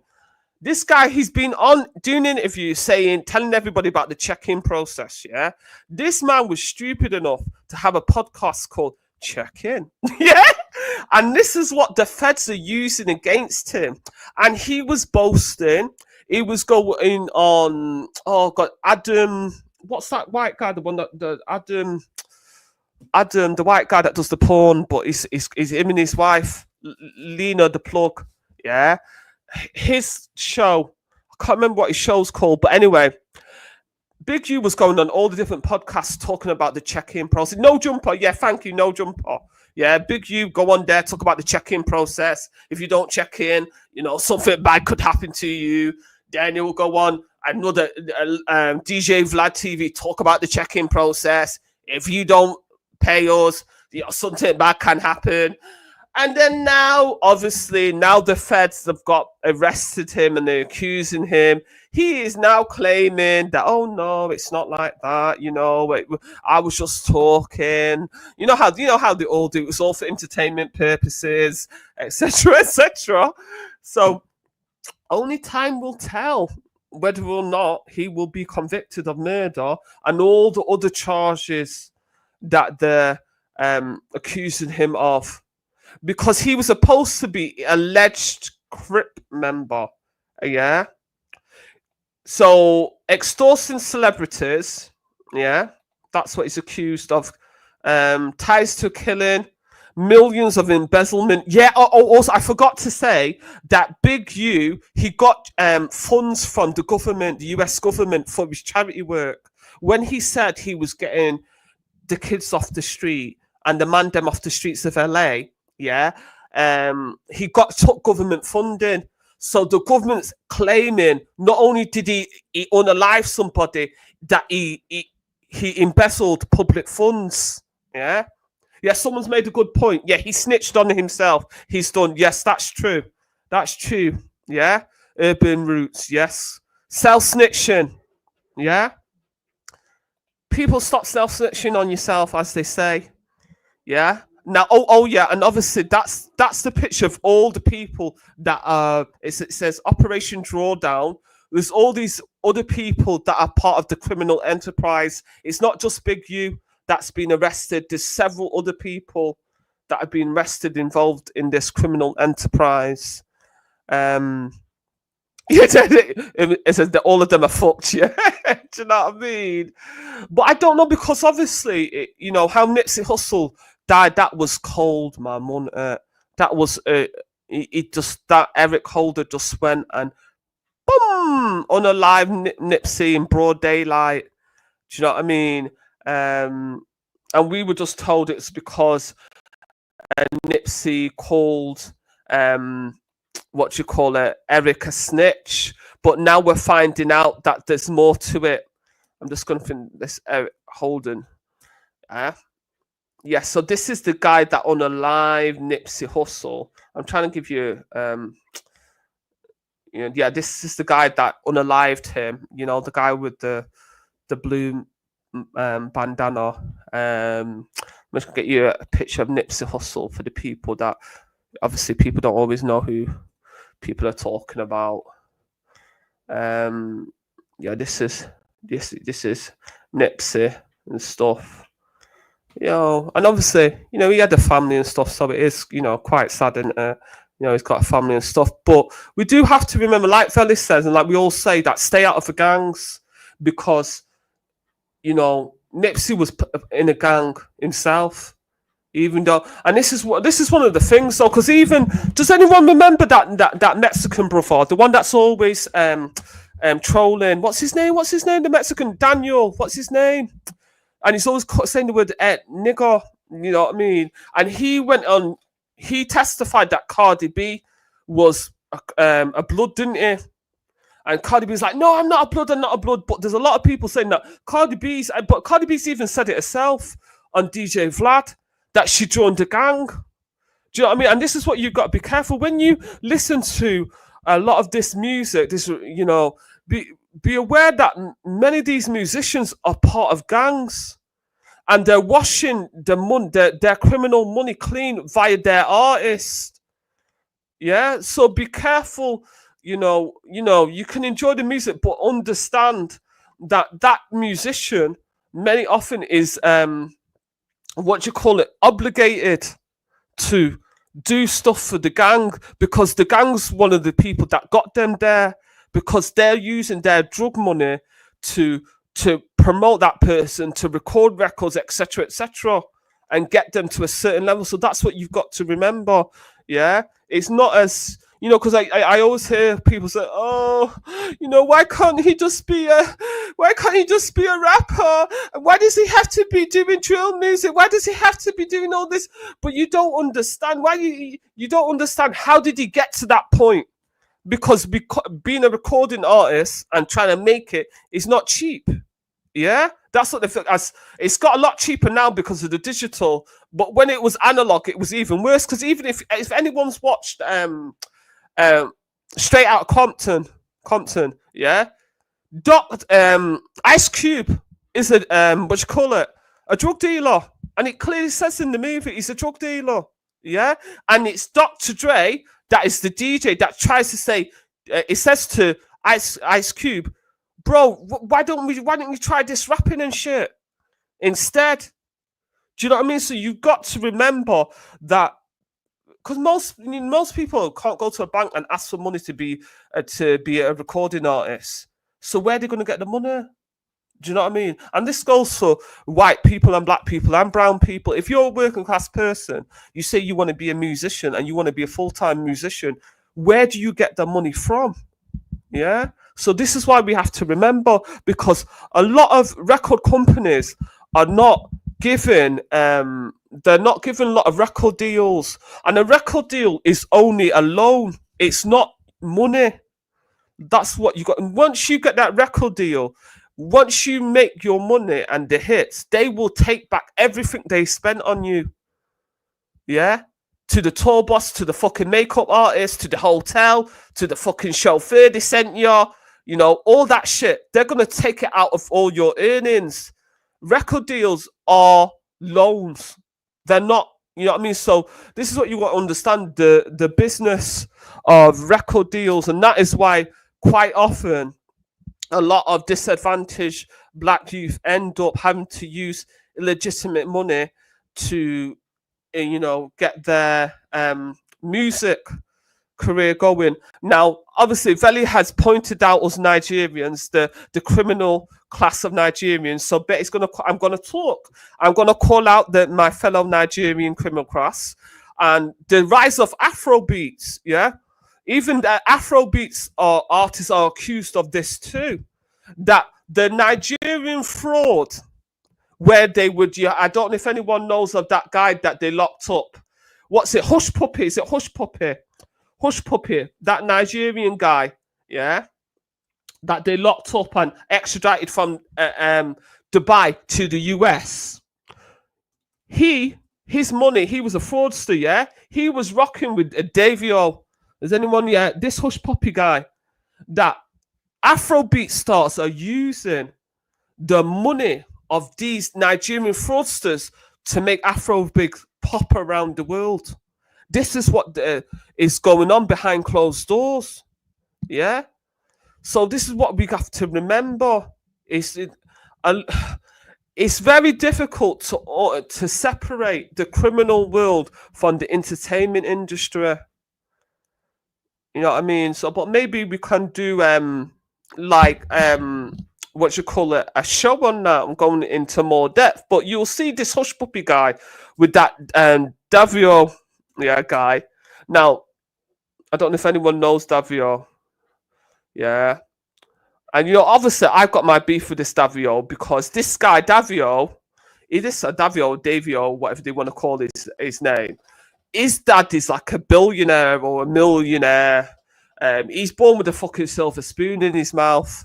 Yeah, but what you find is when you see the rise of Afrobeats, then you'll start when you start seeing these Afrobeat stars hanging them out, you have to ask yourself, what is Davio hanging around with a Nigerian fraudster that is now doing serious time in America?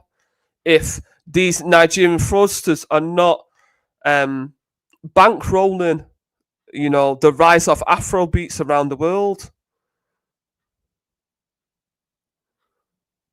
Oh, sorry, I'm too far. Keep on track with the Americans. Okay, sorry, I had to mention the Nigerians because Veli pointed out that I was hitting too hard on Jamaicans. That I must point out that the Nigerian criminal class. That's why I went to Nigeria. But I'm going to go back to the Americans. Let me go back. Asker, is there any story that you would like me to talk on? Because I think I've done most on that story. But obviously we've got the thingy story, haven't we? We've got the Tupac story, isn't it? With who killed Tupac and this career criminal as well. Tupac Shakur, and what's this other brother that's meant to have killed him? The one that said that the shot came from the back. It just came from the back, Vlad. It came from the back. What's the guy? Keefe D. Is it Keefe D? He's been this guy. So this is the guy that is meant to have arranged for Tupac Shakur to be unalived. But it said that his nephew, Baby Lane, who was also a gangster, a gang member, shot Tupac. Baby Lane, sorry, I'm not St. Lane. Yeah, but he's dead. There were 4 people in the car that shot Tupac. So you've got Baby Lane, which is the older guy, Keefe D's nephew. Baby Lane was killed. Yeah, here's a picture of Baby Lane, this guy here, on the right-hand side. Baby Lane was shot a few years later after he had shot Tupac, yeah? Now, there were, I think there was like 4 people in the car at that time, yeah? But only Keefe is alive. All the other 3 black men are dead, yeah? So people, like Veli said and like we said, that be careful if you choose the life of the sword, yeah? That fast money can be a fast way to a graveyard and looking like a pretty corpse.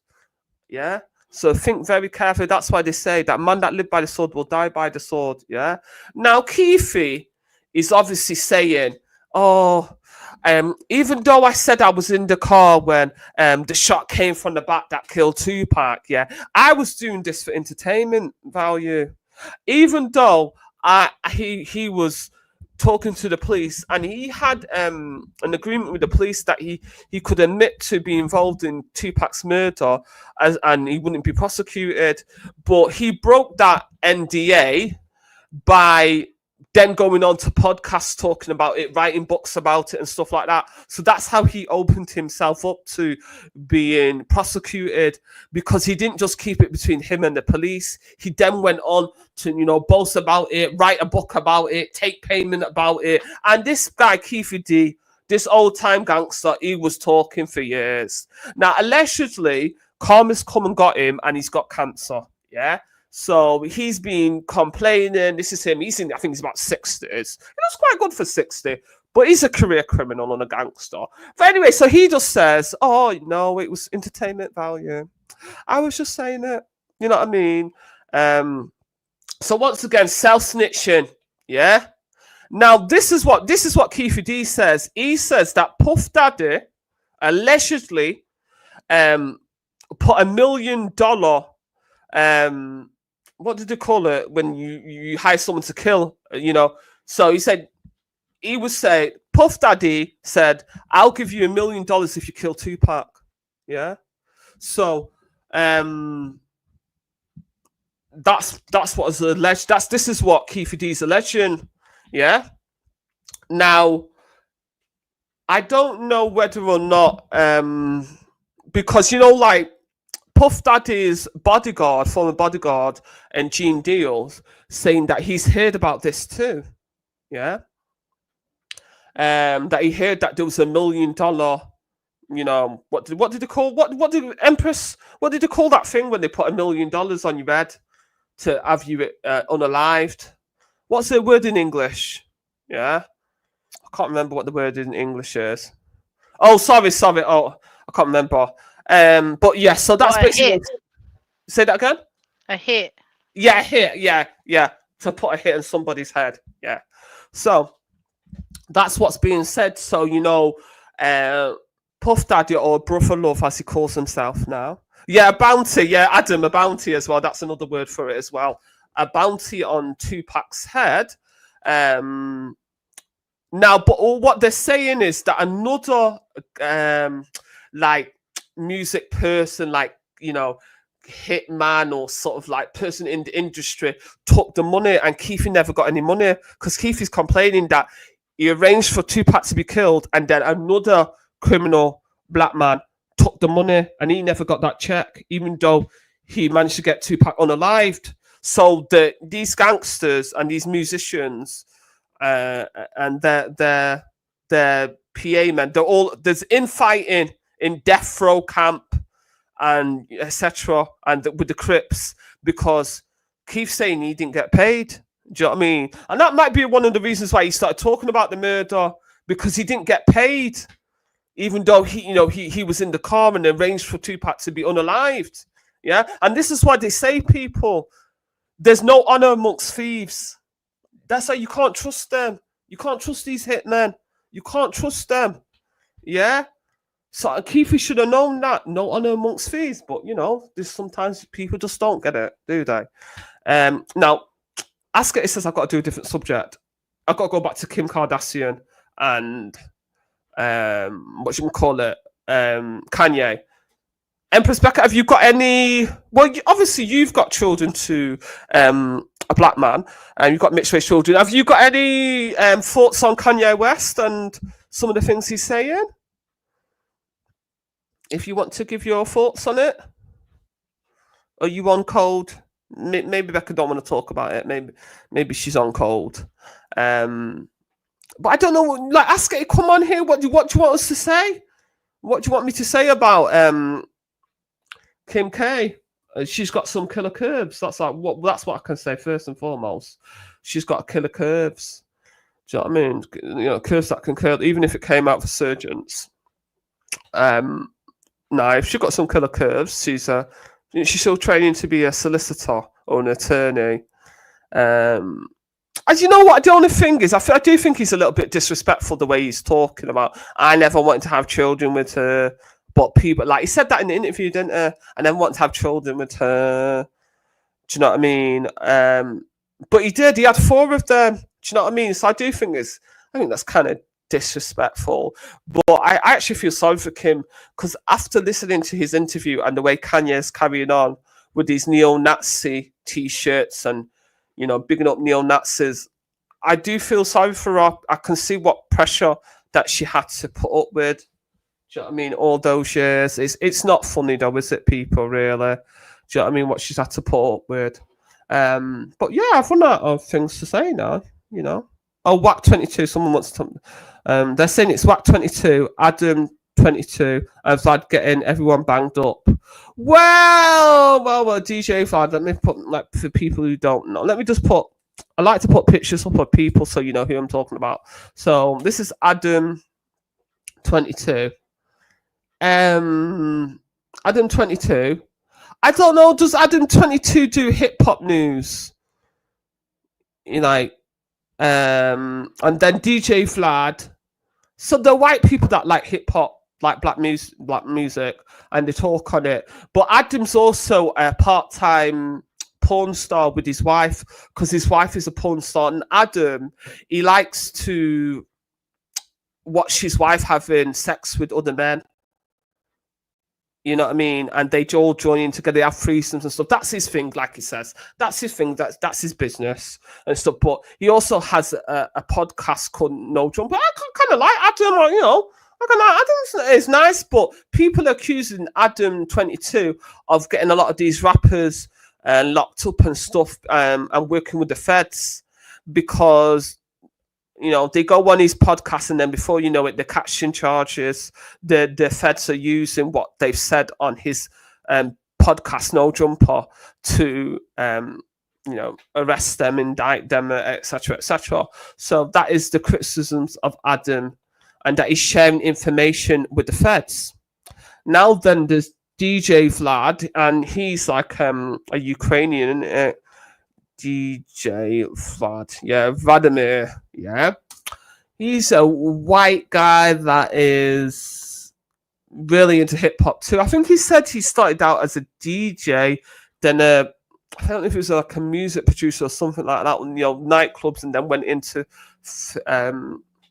his podcast, and he has his own channel. But he's another one that is causing a lot of trouble. A lot of rappers in America, a lot of people getting sick of him because they think he's a culture vulture. Because I don't know, a lot of black men like to go on his podcasts, start talking, self-snitching, and then the feds end up locking these rappers up because of what they've said on DJ Vlad or No Jump or Adam's podcast. Yeah. But I think they're getting paid as well. This is another thing in terms they're getting paid, aren't they? So, if you've got money problems, I do think sometimes that's another reason why people are going on. Because I don't think they're going on Vlad's podcast and think I'm not getting a check. Do you know what I mean? You know what people do when they've got money issues. You'd be amazed at what people will say and start self-snitching stuff. But yeah, so is anything else? I guess you're not really into hip hop and stuff like that. I like hip hop. I like a lot of everything.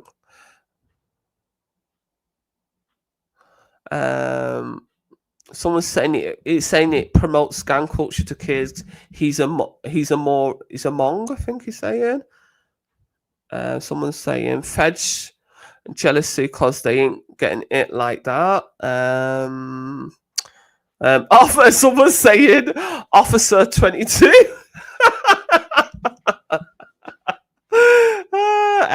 Helen is saying Kanye is a disgusting anti-Semite.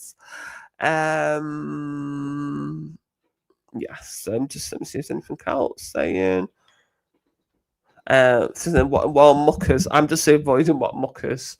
I'm surprised Muckers is not coming on today. Let me try and think. Is there anything else in the news that we can discuss? I'm trying to think of anything else. What distinction? I don't know because I've not looked at the newspaper. I've not looked at the news today. Is there anything else that's going on in the current news that we'd like to discuss and stuff? The news, current news. Trying to see anything. Not ruled out. Oh, tariffs! We should talk about President Trump, shouldn't we? Oh, Virginia Giuffre. Oh my God, we should talk about Virginia Giuffre. Of course, that's one thing we must talk about. Oh yeah, this is such a sad story. So, Virginia Roberts. So this is the lady that alleges that she was trafficked underage by Jeffrey Epstein and Ghislaine Maxwell. That's why she's in jail right now. To Prince Andrew for sex. Yeah. Now, she was 17 at the time, but in the state that she comes from, the age of consent is 18. That is why she's still classed as a child. Like if it was the UK, she wouldn't have been classed as a minor. But because she's from a state where the age of consent is 18, that's why it's classed as sex trafficking of a minor. Anyway, so unfortunately, she's had an accident. They allegedly they've Diana, basically. So basically, what's happened is, obviously, she took £12 million off Prince Andrew in a settlement that was before it was about to go to court, because Prince Andrew would have ended up having to go to court in America and give testimony. So the late Queen Elizabeth paid £12 million to Virginia Giuffre, and now she's had a car accident. And this is the picture of her now. And she put on her Insta that she only had 4 days to live and that she had kidney failure. Yeah. Now we're saying Andrew paid £12 million to a woman he alleged that he never met, but all suddenly years later, she's had. Before you go too mad on that one, yeah. Yeah. Before you go too mad on that one, yeah. Khan and Becca was reading that earlier, and they read a story that she was supposed to have a court date, and she was trying to use it like some sort of manipulation tactic rather than actually being in a life-changing car crash sort of thing. Oh, is that what they're accusing her of? She was in the court case with her ex-husband. Yeah. Right now about something else. And she hasn't got access to her kids. I think I've heard that she hasn't got. And it's ended up, yeah. Yeah. So I don't know. For me though, it's very reminiscent of Diana. Didn't Diana say that her husband's going to arrange a car crash for her to die in, and then it happened? Yeah. Do you know what I mean? So I'm just kind of suspicious. You know what I mean? Like, you know, you're paying Prince Andrew and his mama did pay £12 million to a woman. Everyone, you know, like Prince Andrew's actually a nonce, innit? Like, so yeah. If it was that the only thing that it could be, then yeah. But when you know, like, it might not be still, you know. Yeah. So only time. That's the same thing as well, Louise. Yeah, like Louise is saying, when they read the story earlier, the person on the other side of the crash left the scene and said that they'll report it to the thing later because they was late dropping the school bus was late dropping the kids back. The kids. Says that. If it was that serious of an incident, then the kids' parents would be informed that they'll be coming back late, and it wouldn't be, I'll report it tomorrow.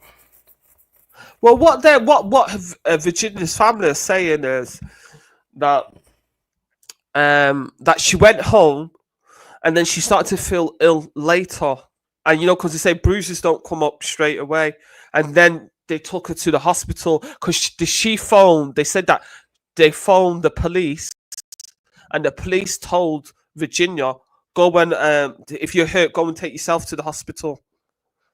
That's what Virginia's family is saying. So the police are saying one thing, Virginia's family is saying something else. Yeah, well, that's what they would say though. Like, if it was a non-serious incident, the police would say to you, like, right, if you feel like so and so, bring yourself to the hospital, get yourself checked out before you go home or whatever, and then just to make sure that everything's okay, like, you know, because it's like if it was like a serious incident, then they'd be calling the ambulance shit to the scene, innit?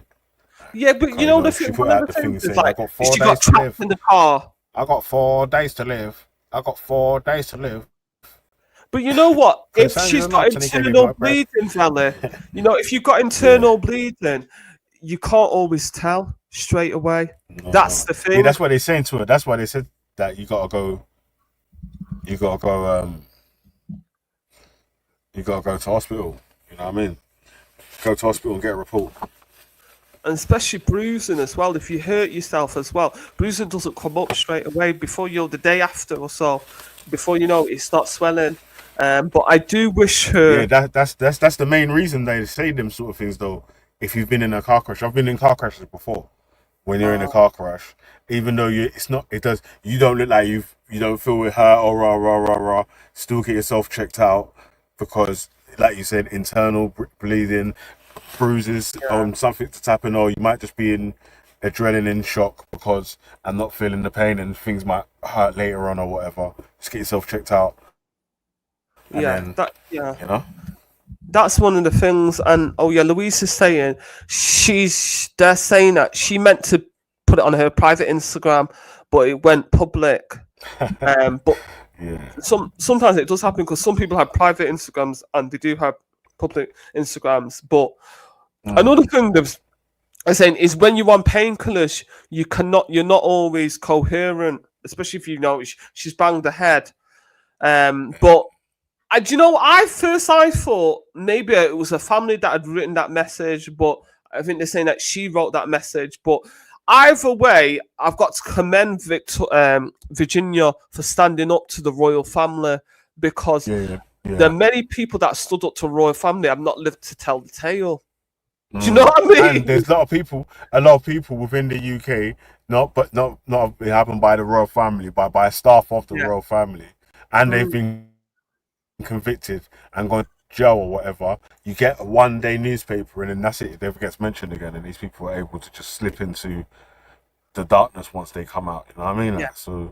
This is it. That they still have the royals definitely still have a lot of power. Do you know what I mean? So even if she's got it wrong, you know what I mean, and stuff like that. You know, that she doesn't have 4 days to live, whatever. The fact of the matter is, the like the royal family, scientists.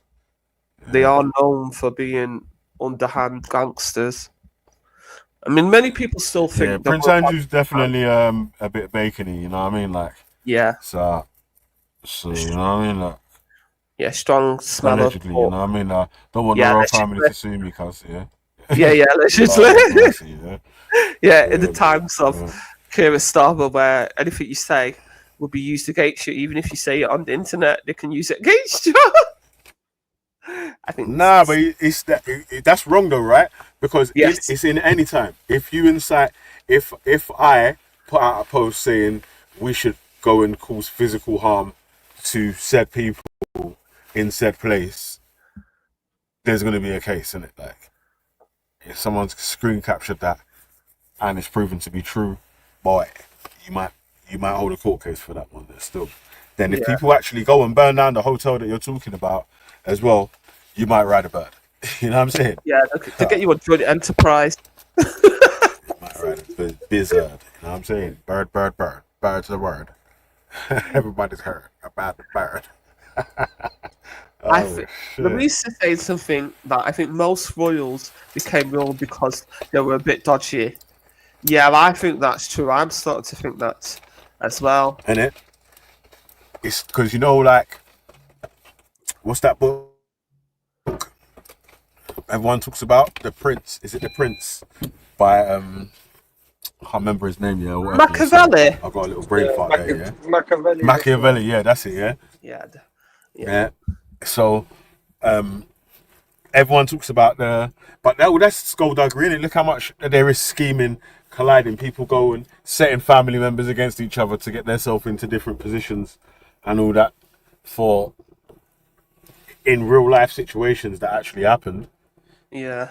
Thinking that people won't do that today just because it's today is like, yeah, I don't know, might be wishful thinking, innit?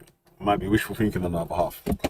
Yeah, the idea that human rights, even though royals in the past are known for unaliving each other, and you know, obviously we know what Henry did. Was it Henry VIII that kept on getting rid of all his wives every time he wanted? You know what I mean? He was the head chopper. Yeah. Your head will go missing if you try to go Henry's yard and act up. You get me? Like, you're you trying to have a boy picnic. How you mean? You try to live in Henry's yard and have no boys, you know? Your head's rolling because He wanted to get a divorce, didn't he? And the Pope wouldn't let him get a divorce. That's why he kept on coming up with all these excuses to get rid of the wife, the missus. Ruthless. Scientific method. Ain't that how he started the Church of England thing as well? Yes. Yeah, all because he wanted a divorce. He didn't believe in the sacraments. Scientific method. Scientific method. Hello. Yes. Can you hear me? Hi. Going on, brother? You say, man? Yeah, all good, man. Just chilling in it, driving back home and that. Is there a news story that you want me to look at for you, scientific method, that you'd like to discuss? A news story? Yeah. No, I'm cool. I was listening to you going through a few of the stories for the last 20, 30 minutes. Yeah, as long as it's not news about black people. Yeah. I don't really care, to be honest. Read them all out. Read everyone out. Oh, shit. Breed them all. Alright, they're gonna call you a part of the fucking Great Replacement, man. You want to turn everyone beige. Yeah. Yo, amazing, man. That's my new name now, anyway. The ganja replacement theory. You know what I'm saying, yeah? I'm gonna replace your ganja. They'll be gone soon, mate. There's no point crying about it. It's too late now. What's done is done. Dark. In fact, I would advise. Yeah, it's mad about this Great Replacement theory. Like, people are. Wait, Betty, what do you think about this Great Replacement theory and all that? Them sort. The far right leaders believe it's true. I think the elites don't really care about their subjects, and I do think there's truth to the Great Replacement. The fact of the matter is, they are civilizations and ethnic groups that get wiped out. There's no longer black Tasmanians because the British wiped them out. There's no full black Tasmanian anymore. Yeah. So they say Cheddar Man, the black tiny little people that it first inhabited the UK, they got wiped out. People get wiped out whether we like it or not. It's not. Yeah, but is it a planned thing where not Yeah, because that's you're where, not having enough that's where the children? conspiracy. That's where the conspiracy comes in. No, I think Right, that's the thing. They're trying to say it's a planned. It's a planned thing, like so. It's a The elites of the Western countries have planned to bring as much migrants in so they can wipe out the white working class. But I they don't think they themselves want to are wipe white. them The out. elites- They the want to elites- reduce their The population. elites in the Western world are white themselves, so that doesn't even make sense. No, you know what I would say? No, what I would say about it is, I think they want to, like Neely Fuller. I think he might. I don't know. I think he might have died. I think he might have died. But Neely Fuller said something. It's not that they want to wipe them out. They want to reduce the population. That's what I would say. The white elites of the Western world want to reduce the population of the working class white person. But why? Why? What would that achieve? Yeah, but how? Why? Because Yeah. it's How too and hard. why? If you have a lot of them, it's hard to control them. So the less So amount of they them, think it's easier to control foreigners than their own indigenous people. How does that even make So sense? it's easier to that's what I was gonna say. It's easier to control working class other people than it is to control the working class they white. don't need to, because they now have the people of color who, the elites of people of color that want to reduce their own people as well. You know what I mean? That want they to don't reduce what? do that. So now everybody's trying to reduce their own. Yeah, but that's not a great replacement theory though. That's like a wipeout theory rather than a replacement. Because obviously, if they're not being replaced, they're being wiped out then. But what elites? I don't know. Because the great replacement theory is that the elites are allegedly sending people over to these Western countries to outbreed and so it happens in outwork, stages. take over. Generations, yeah. Oh, to over the wipe people. out white people from Europe. What? Yeah, but it's yeah. stages and over generations, not immediately. Rather than each country having a decline in birth rate when their economies get to certain levels. Oh, well, to tell you the honest truth, I think there will be a time where there'll be no white people in Europe. I don't think because there's a time on it. If we go back to the scientists, let's talk the science now. Scientific methods here.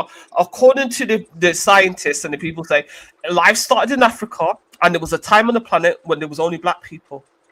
So, yeah, I do think there's going to be a time when they will get wiped out, as it was in the beginning. As it it's not about wiped out, yeah. Yeah, it's wiped like out is the saying, wrong word.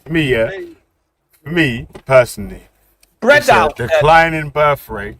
A decline in birth rate means that obviously over time your numbers will get reduced, innit? Like, so that's a natural decline because of decline in birth rate. I wouldn't really say it's natural, but I would say the part that they're playing in their reduction, because what I find with many of these white people that are say, like you said, that are saying this reduction in the white population in the West, they don't talk about the part that they play in it. Because many of them... Yeah, because I'm like, bro, if the man them are able to tell us the ins and outs of the whole fucking plan from top to bottom, but not able to have an extra child to say, okay, we know that you don't want us to have children. Yeah, all they got to do is have an extra If child. we know about the Great Replacement Plan. How comes we're not having extra children or making sure we work extra hours or starting new businesses in business ventures or whatever, they're doing the anti-replacement plan or whatever it is. How comes we never see that? It's just always, there's a great replacement plan. You know, that white guy that comes on with the great replacement theory, you know, the guy's miserable, he's younger, and when you ask him, do you have any children?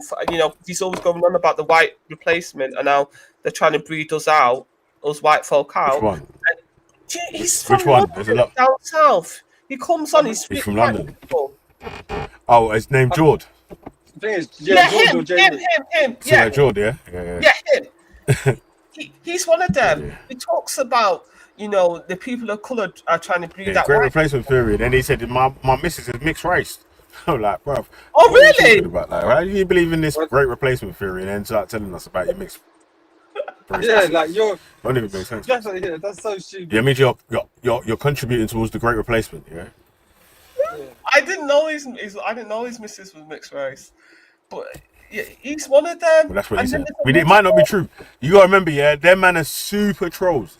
Dons like Jord, Ralph, and them man there, they will give you a whole backstory of their life that's blatantly not true, yeah, on some troll shit to just make a point on some other bullshit years ago, where it's just like, well, you can't say I'm racist because my girlfriend's mixed race. Some bullshit. You know what I mean? Remember, Ralph used to tell us his mum's Scottish. I'm like, brother, I don't know, your mum might have been born in Scotland, but I don't know if your mum's Scottish. You know what I'm saying, fam? Like, you know what I mean? Like, remember, Ralph was telling us he's mixed race as well, you know? Yeah, he was a proper troll, though. Ralph, he was a proper troll, man. To master of trolling, that one. But you know what? What channel I did come across, I was surprised, I didn't know he was still around. You know that Rob from that South African Rob? Stops. Do you remember them? Oh, yeah. Yeah, I came across their channel. They were doing their normal Islamophobia. Yeah, I was surprised that still streaming. Nah, Rob's on, he's on, what's it called now, isn't it, man? On Clubhouse. Guy mad with fucking... No, he's on YouTube, he's on YouTube as well. He's on YouTube. He's back on now, yeah? Yeah, he's on the YouTube channel. I seen them man on Clubhouse still. They were going man on Clubhouse. Doing their thing still. So. Yeah, it's just like, but you know, like, let me just play devil's advocate for the white people. Obviously, I'm not white, but we ain't got no white people on the panel, so I've got to play devil's advocate. So the white people are saying the reason why they can't have children because it costs too much. That they made the cost of living so high. Is that part? But everyone's in the same cost of living. Yeah, that can't only affect them. That's just So how comes the cost? This is the point. This is the argument I keep making about these points. Like, you argue like there's no other people in the working class communities or in middle class, upper, or whatever. Like, it's just only one set is just there suffering or doing these bits and pieces. And it's like, bro, the other people that are in working class as well are in a cost of living crisis also. But aren't they also blaming the Jews as well? Like the white nationalists? It depends on who you get your great replacement theory from. Yeah. So some people have refined their great replacement theory to be something a little bit different. Islamophobes, isn't it? Islamophobes will blame the Muslims, racists will blame the Africans, and Jew haters will blame the Jews. They blame the Jews. Yeah, so it depends on who you get your anti-Semites. Yeah, like someone like Jada Franson. Jada Franson, she's part of the great. She's on the great replacement theory, isn't she? But or is she not? Because she was getting all cozy with the Muslims. I saw her getting all cozy up on the Muslim platforms, getting interviewed. Did anyone watch that interview? By the far right dogs. I think after Paul Golden attacked her, she became disillusioned with the ethno-national, the idea that white people can only be English. So I still noticed that she's getting interviewed by some of the Muslim channels. You know, like some of the Muslim channels are all right. Sometimes they try to be objective. Some of them. 5 pillars. They have good discussions in it because they interview people that are against their thing in it. So it's worth listening to, isn't it? Yeah.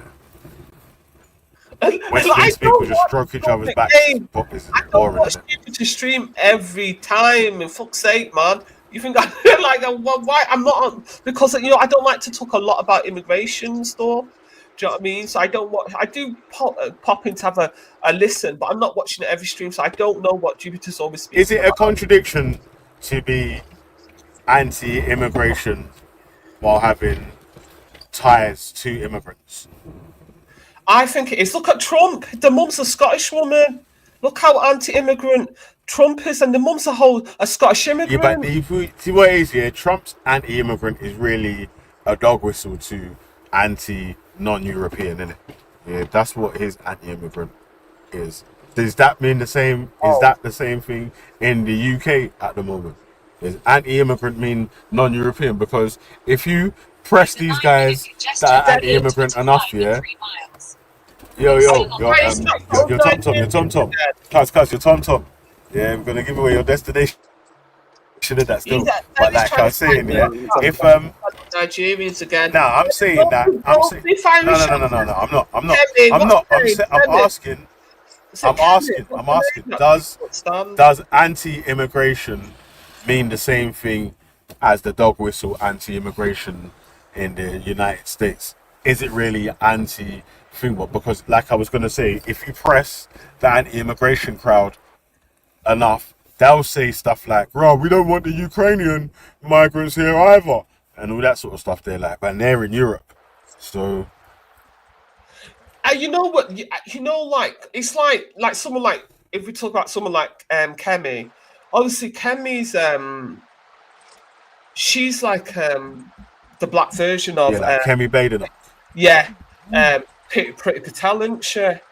She was another one that was anti-immigration, but obviously, what they call segregation. And she's an anchor baby, because like your parents weren't born here. It's like you. She was born here, but her parents weren't. But she was taken back to Nigeria when she was very young as well. So she wasn't even raised in the UK. I think she only came back when she was in her teens as well. So that it's quite funny that. But she's one that's known for being anti-immigration. But I don't know. Only these people can talk for themselves. But what I would say is the man that she married is a white, Jewish, upper crust white man. And she's talking what he says. He's an upper crust white man. He's Jewish.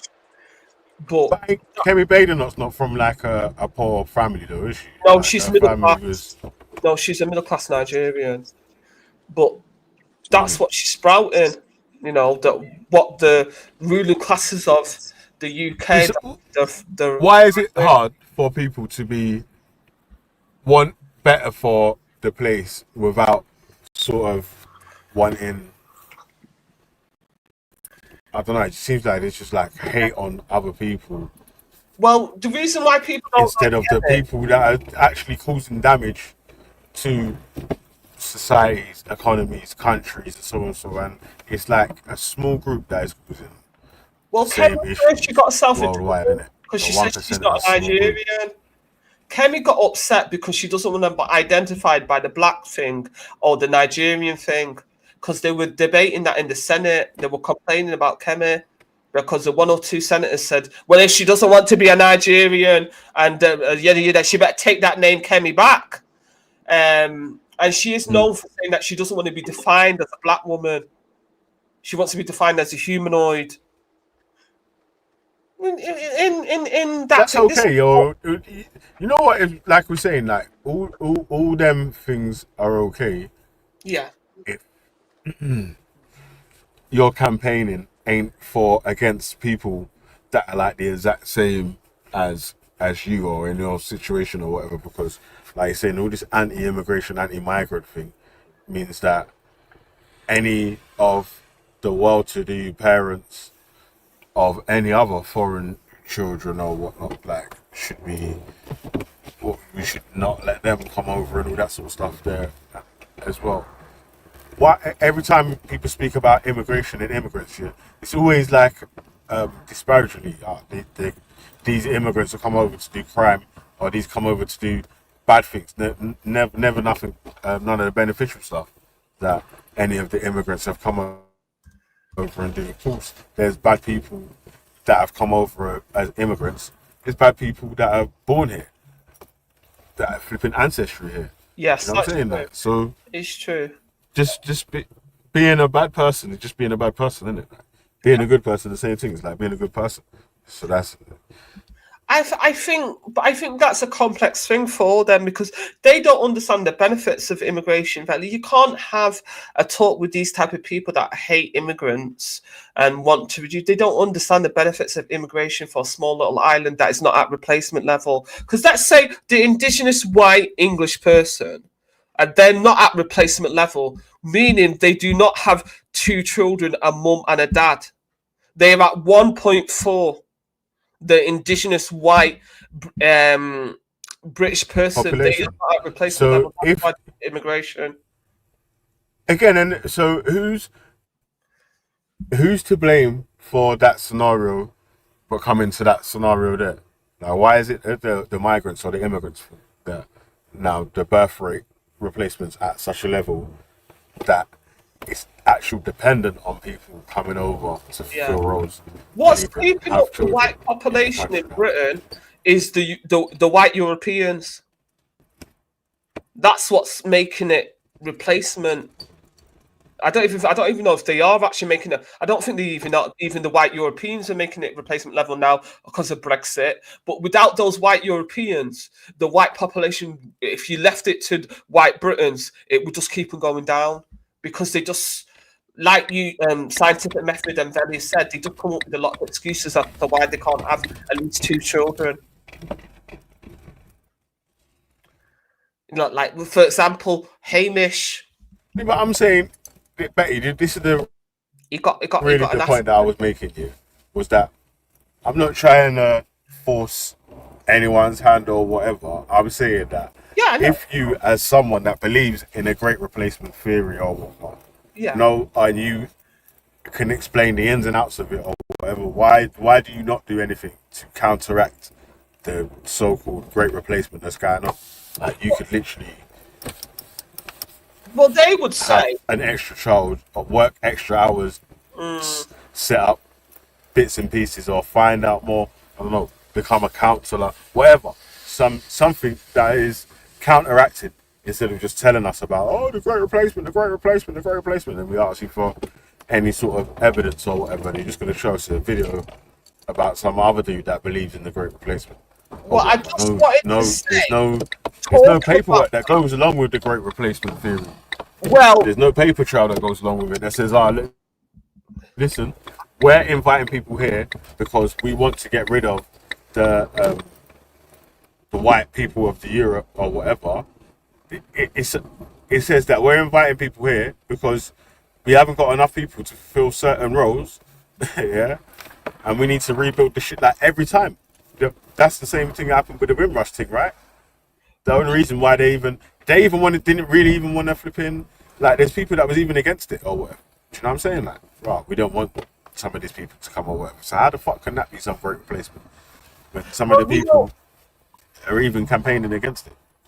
Well, obviously, because of the world wars, because the Europeans massacred each other in World War One and Two, they had to invite people from their former colonies because they didn't have enough manpower to rebuild Britain. That is the main reason why the late Queen, invited people from the colonies, because they just didn't have the numbers, they didn't have the manpower. There were so many men that were dead, to rebuild Britain, and that's why many women went in to do the work that men didn't do. And a lot of people emigrated as well. A lot of people left after World War II. I think it was over 2 million people. Yeah, they went to UK Australia to find their fortunes in other countries. Africa, Canada, all those places. Yeah, it's true. But what I brought, now we're talking about the Great Replacement theory and that white English people or white Britons are not having enough children. I have to play devil's advocate for the white elite. Well, the white elite are saying that these white British working class people are degenerates and they're having the irresponsible parents, and they're like Phil Potts. No, Mick Phil Potts, that had, how many children did he have? 6 children. And then he had a girlfriend. No, but that Phil Potts, he's not a good example, man. He's not the average person, is he? He's a fucking paedophile and a cunt. No, you know what I'm saying? Like, he gets smacked up in jail every day. No, he's the one that killed Novelli. He's the one that set the fire to the east. Yeah, and he gets smashed up in jail all the time. I know who he is. I know who you're talking about. Yeah, but this is what the elites are using, because they're saying that he wasn't working, was he? And he had a girlfriend and a wife. So the white elites in Britain are saying that these working class white people, they can't be trusted. That's not the average person, though. The average working class person of that ilk or whatever doesn't have a wife and a girlfriend, isn't just not working or whatever. And do you know what I'm saying? Like, no, but that's that is a bad stereotype that seems to have populated the panel. That bam, if you live on a council estate, you don't pay rent. If you're working class, you ain't got a job. It's like, well, cuz being working class doesn't necessarily mean that you're not working in it. Like, it just means that the work that you do, the money that you do earn is not I know, below But they flipping use the his 40% tax story, rate though, don't they? starting. Because let's look at Madeleine McCann. The difference between him and Madeleine McCann's parents. Madeleine McCann's parents were both middle class doctors that left their child, yeah, and then over several nights, yeah. The way they presented them as a victim, but if it was a white working class person, they wouldn't have done that. And this is what they're using these terrible stories like this Nick and what he did Yeah, I to his. believe that as well. Still, I believe Yeah, that as well. Still, yeah, because but it's also though the McCanns have had a lot of trolling on their behalf as well, where people don't believe that they killed their child. There's all these different conspiracy theories that's going on and blah blah. The TV programs are being made about the shit that's happened. Imagine that was your child. yeah, And you but still then haven't that's got them because back of the yet. Portuguese police. The Portuguese police, one of the detectives wrote a book pointing the finger at the parents. It's not just out of nowhere. It's actually the Portuguese. It's either the detective, but one of them wrote a book about this case, and he was pointing the finger right at the parents because the dogs could smell the scent of death in the car. So it's not out of nowhere. That's all I'm saying. That obviously you have compassion for them as parents, but it's not out of nowhere because It's why? true. It's not out of nowhere. They found blood splatter behind the sofa and all sorts. Yeah. So basically, they left You the got yourself, child. man. They I'm neglected gonna the pause for a child. sec The though, child yeah. accidentally, Okay, yeah. fella. I'll be The back in child a sec, accidentally man. got Big up, man. unalived, and Big then up, they man. tried, out of guilt, they tried to cover it up, and obviously implicated themselves in it. So, like you said, because there's sympathy for them for being middle class and having careers and bringing home money that they can, give their other children good lives with. Like the system didn't really feel like sacrificing them.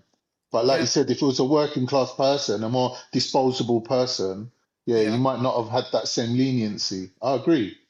Because also the people that they went to dinner with, they were all doctors as well. Obviously, they were well-connected people as well. Like they had a bit of authority.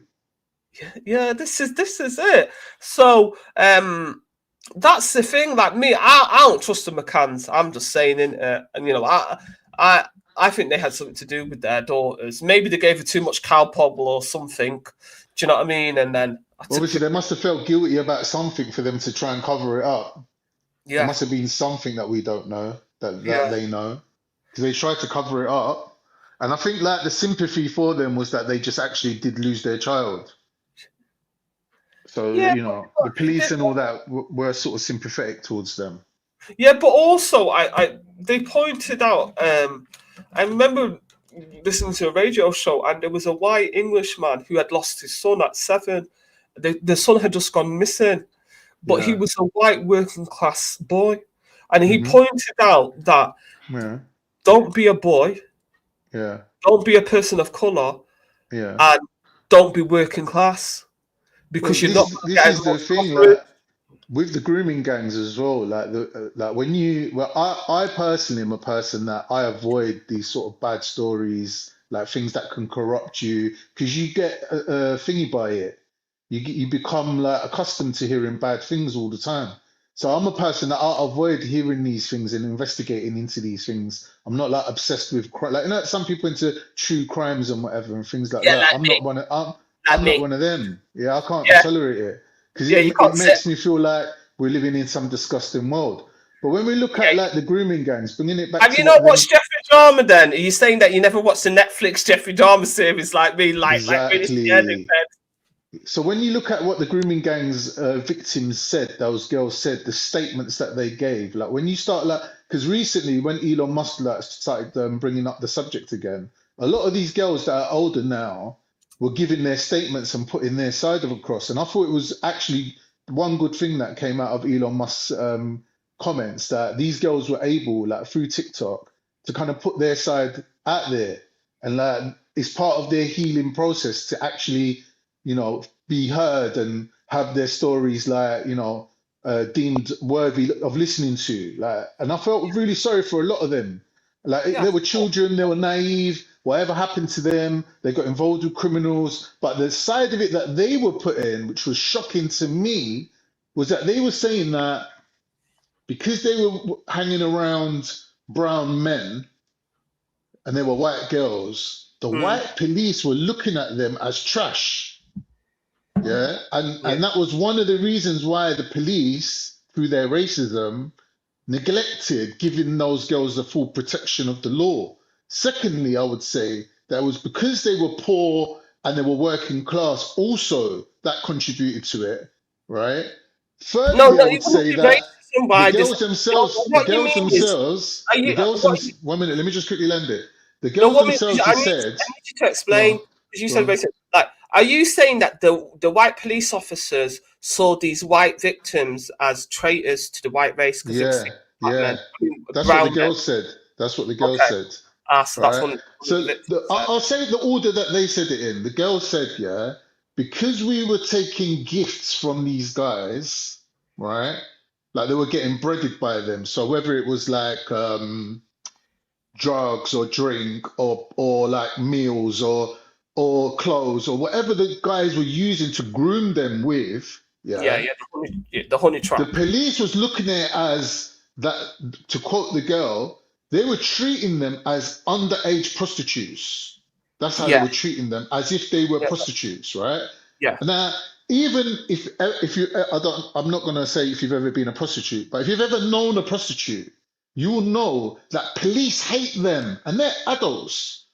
So imagine the children were getting treated with this extra hatred from the police. And like when you look at how the police dealt with this whole grooming gang situation, like a lot of the blame does lie at their door. A lot of the blame does lie with them because they allowed this to happen because they basically they were in a win-win situation. Number one, they're inciting racism against a whole ethnicity of people by letting them commit crimes. And secondly, they're basically throwing all the people, white people that would associate with those brown people in the trash as well. So there's a double aspect of racism because they're thinking if it all comes out, it's just going to kick off a whole race war and we get what we want anyway. Like the police are so scummy, they will let criminals, like look at this Adnam Chowdhury or whatever that prick's name was. They were letting him go on TV shows, chat his bullshit, like rope people into jumping on flights to commit terrorist acts, things that he was doing, yeah, that they later convicted him for. Those people that they used as like cannon fodder, wasn't fair on those people. It wasn't but fair don't on you those because think they're out? leaving these criminals out in society, yeah, to do their shit until they're like, well, we need more evidence to convict them, and we. But what about all the people that they harmed? But I Like think, police can't be getting away with this shit. but the thing, I think one of the issues, and some of the grooming victims have said, look, that some of these grooming victims, the perpetrators, were working with the police. And the police, Yeah, some of them were sexual predators too, the police. That is why they were able to get away with it for so long. And we've yeah, seen yeah. many convictions of police officers for sexual deviancy and sexual crimes, even against children as well. So that's one of the issues. But But what I also, was pointing out, Betty, was the girl's own statement. What she personally said was that the police were viewing us as underage prostitutes. And yeah, they were. secondly, because we were dealing with brown men, we were getting racism from the police as well. That's what the girl herself That's said. what she said. Okay. That's Well, what I herself can't. she said. Well, I can't. I'm not But gonna. what If you that's said what is she true said, as I well. What can't. you said is true as well. But what you're saying is just recently come out that a lot of the police that were involved is now being exposed and they're being like brought to light that the police were actually involved with these gangs and they were taking girls Yeah, from that they were supplying girls to the police as well. yeah, like people in high places. Do And you know what I people in mean? high places, exactly, Yeah, like all these counselors and like yeah, all these type of judges and people. Yeah, yeah, all them, all and them, all them. all those type of It's people. disgusting. It's disgusting Yeah, that it can happen. Like if you saw it in like Oliver Twist and that. Like if you've ever watched the film Oliver Twist, yeah, you know yeah. Everyone's the watched girl it. that's in it that saves him. What's her name? The girl that's in Oliver Twist. Like she's like a bit of a hero. She sort of saves Oliver from Fagin all the time. I, Yeah. no, So you I can got just remember Oliver. I can't remember the girl. It's been such a long there's a time. whole gang like there's the old Jew Yeah, Fagin, yeah, the yeah. old East End criminal Fagin, I was and faking then a Jew. I didn't yeah, realize. that's why when he sings that song, he sings it in a Jewish accent, isn't it? Like I'm Oh, reviewing the situation, like it's in a little bit of a Hebrew vibe, right? And oh, his looks as well. You can see he looks like they made him in the film look like very Jewish, right? oh! I didn't know. So there's, I forget the girl's name. If anyone knows the girl's name, put it in the chat, man. The hero like that saves Oliver. Let But me the tell mistake that they've made is really what you're highlighting. That Oliver turned out to be from a rich family that actually wanted him back. That were putting money out there saying, if you can find this kid, we want this kid, right?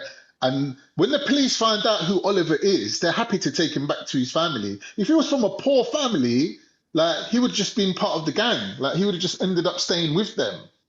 But because he was from a rich family, Oh, she's that's called why the Nancy. police, Nancy, yeah, that's why the police were happy to throw all the gang in prison. Fagan, who's the other guy, thingy, Bill Sykes, yeah, Bill Yeah. Sykes is what was his name again? The alcoholic in real life. He was an alcoholic, and he was married to I think Elizabeth Taylor. Forget his Richard name, man. Burton. Not Richard Burton, the other one, man. Fucking Oliver. I forget his name. But anyway, Yeah, that prick. Olivier. Yeah. I know which one you One mean. of them, one of them. Yeah, But yeah. anyway, he's the thug in it, isn't it? Like, so he commits a murder that basically brings the police to think, oh, what's this gang up to, sort of thing.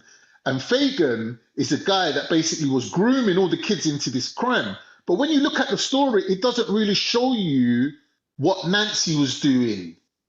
Like Nancy's just seen as she's just part of the gang. She happens to be a girl. She's like a street urchin. Fagan sends her out there to do jobs like, you know, cleaning chimneys like with the rest of them. But in real life, if you think about it in real life, yeah, back then, right, these street girls would have been doing the same thing what street girls are doing now. In the film, But they the don't age show of you consent. Nancy being pimped out by Fagan, right? They don't show you that in the film, but it's obvious, isn't it? Like that's why that they've got girls on their firm, isn't it? But I Because they think got the boys also out they wouldn't have been pickpocketing, classed as girls then because the age of consent was a lot lower in that time. but in the It was film, about she's 12, like wasn't it? she's grown, in it? In the film, she's grown, It's right? like it's But she's 1841, like isn't it? It's she's the only girl that's in the whole film. Like in real life, them street gangs, half of them would have been girls, half of them would have been boys. The boys they would send them out there like doing pickpocketing and like basically trapping man in it, like doing ambushing on drunk people that come out of the pubs and whatever. Right? The girls they would use them like a honey trap. Like they would lure men and say to them, yeah, come sleep with me. And when the man comes around the corner into the alleyway, they would basically assault them and get their money off them, right? The drunks that are coming out the pubs back then, right? But if you think about it, it's in the same time, the same era as films like the Yorkshire Ripper and what's his name in Whitechapel? There was the killer who was running around Whitechapel killing prostitutes. Yeah. When you watch that film, you see that in London, prostitution was rife. Like women was standing in alleyways, getting fucked up against walls. Like they weren't even going into. There weren't no hotels or places to hide or like there weren't no love dens involved. It was just like people but at just that basically time, getting fucked on street. but can Do you I get just me? want to point out one thing that when Oliver Twist was written in 1838, the age of consent for a girl and to get married was 12. For a boy, it was 14. So that girl, if you're 12 in 1841, after it was written, you were classed as a woman, and the boys were classed. That's English common law, 14. So there's a little bit of a, you know. That's why they would have seen them as prostitutes at that day and age because they were not seen as kids. Yeah, that's true. That's a good point as well. But like my point is this: when we're looking at the situation now in 2025, kids are doing the same nonsense that kids were doing back then, right? But back then they were that poor, right? Actual poverty. They were starving. They needed food. Even the adults were pimping them out, right? Not just pimping them out for like things that we see nowadays, like county lines and grooming gangs for girls and whatever it is, yeah, back then it was like a life and death situation. Criminality was essential because you didn't have benefits. You didn't have the government stepping in to make sure that people had schools and meals and things like that, right? Back then, in Oliver Twist's days, it was like crime was part and parcel of being like working class, or even below the working class, you'd be like, let's say, I don't know, regarded as the underclass. I don't know yeah, like I don't know what word we would use for that, but there was a whole class of people that you would regard as just like riffraff, just like wasteman them, like just champs. So what I'm saying is, like, when you see the same things happening in the future, like now times, like these things ain't happening out of necessity. It's not happening because these people are destitute to that level. But you got to understand that those same factors play into it. So when a girl's like being shown money and flash cars and nice clothes and alcohol and they're popping bottles of champagne and all that, yeah, to a little kid who don't Oliver know Twist time. Yeah. He's just talking about flash cars and all that and Oliver Twist. I don't know how you brought prostitutes into Oliver Twist's story. You don't get what I'm saying? Yeah, because I'm saying that Nancy was a prostitute. You say Nancy was in the brass house, yeah? No, I'm saying she was on street. She was on street. the game. She was on the game, streetwalking and that, yeah? Right. Yeah. Of the night, teenager of the night. Was she lady of the night? Lady of the night. Every story has to involve a brass somewhere along the line. See you though. We're the Khan story. But you know what I'm trying to show you. All I'm trying to show you is two things. Yeah, I'm trying to show you the difference between actual poverty and relative poverty. Relative poverty is where people feel that they're poor and they're not really poor. Like they can get a meal, they can get a roof over their head. They don't have to commit a crime, right? But they end up committing crimes because they think that they need money, right? Like, I don't know. Like, you might need money to get, I don't know, a Birkin bag or something like that, and you're prepared to go out and go on dates with a few guys or whatever. Do you get me? Like, that's still prostitution. No, but they're gonna make a short of that. They're gonna say that Muslim bastard Khan, he said Oliver Twist was a film about prostitutes. No, but look, what's happening in Oliver Twist times is happening in Muslim countries. Because in Muslim countries, they ain't got benefit system. I'm saying it's a benefit system, and it's the socio-economic situation that we're in today, like of benefits, that's actually stopping people from doing crimes. No, what about the zakat? No, I can't just throw in a curveball. The zakat, every Muslim, they got to pay zakat to give charity to the people that in need. That's what Islamic. Yeah, you saying that the zakat money don't really get dished out properly, innit, man? That's why. That's what I'm saying. He's letting us know. Did you have a welfare state? That's what this zakat is. That's what they're paying in Muslim countries to help out the needy and the poor and the sick. That's their equivalent of a social state. So is Turkey a Muslim country? Yes. But Do people in Turkey pay zakat? It's a secular state, though. So you exactly. So you're the one bringing zakat into it. I'm saying to you, zakat's got nothing to do with this. I'm saying to you that in England, Muslim countries like Turkey, if you go to Muslim countries like Turkey, you're going to see more on-street prostitution than you would in England. So even in have a welfare state. Even in Italy, they've got prostitutes that walk on street and get fucked on street corners, standing up against a pub wall, and you would never see that in England. But Con, we're talking about the grooming victims. I think you're confusing a few different things because don't grooming I'm not confusing victims. it. I'm saying to you that if we look at the history of this kind of like, Oliver Twist into if we look at the history of this kind of, if you look at the backstory of these type of crimes, back from when it was like an essential part of life, and you look at it now and you see that, wait a minute, like these things are still happening, but for different reasons. Con, look, you said that these girls, these women, that the relative poverty, but some of these girls were in poverty because some of them were in children's home. There's no excuse for one of these predators to come to a children's home and entice a young girl that doesn't have parents, got to live in a children's home,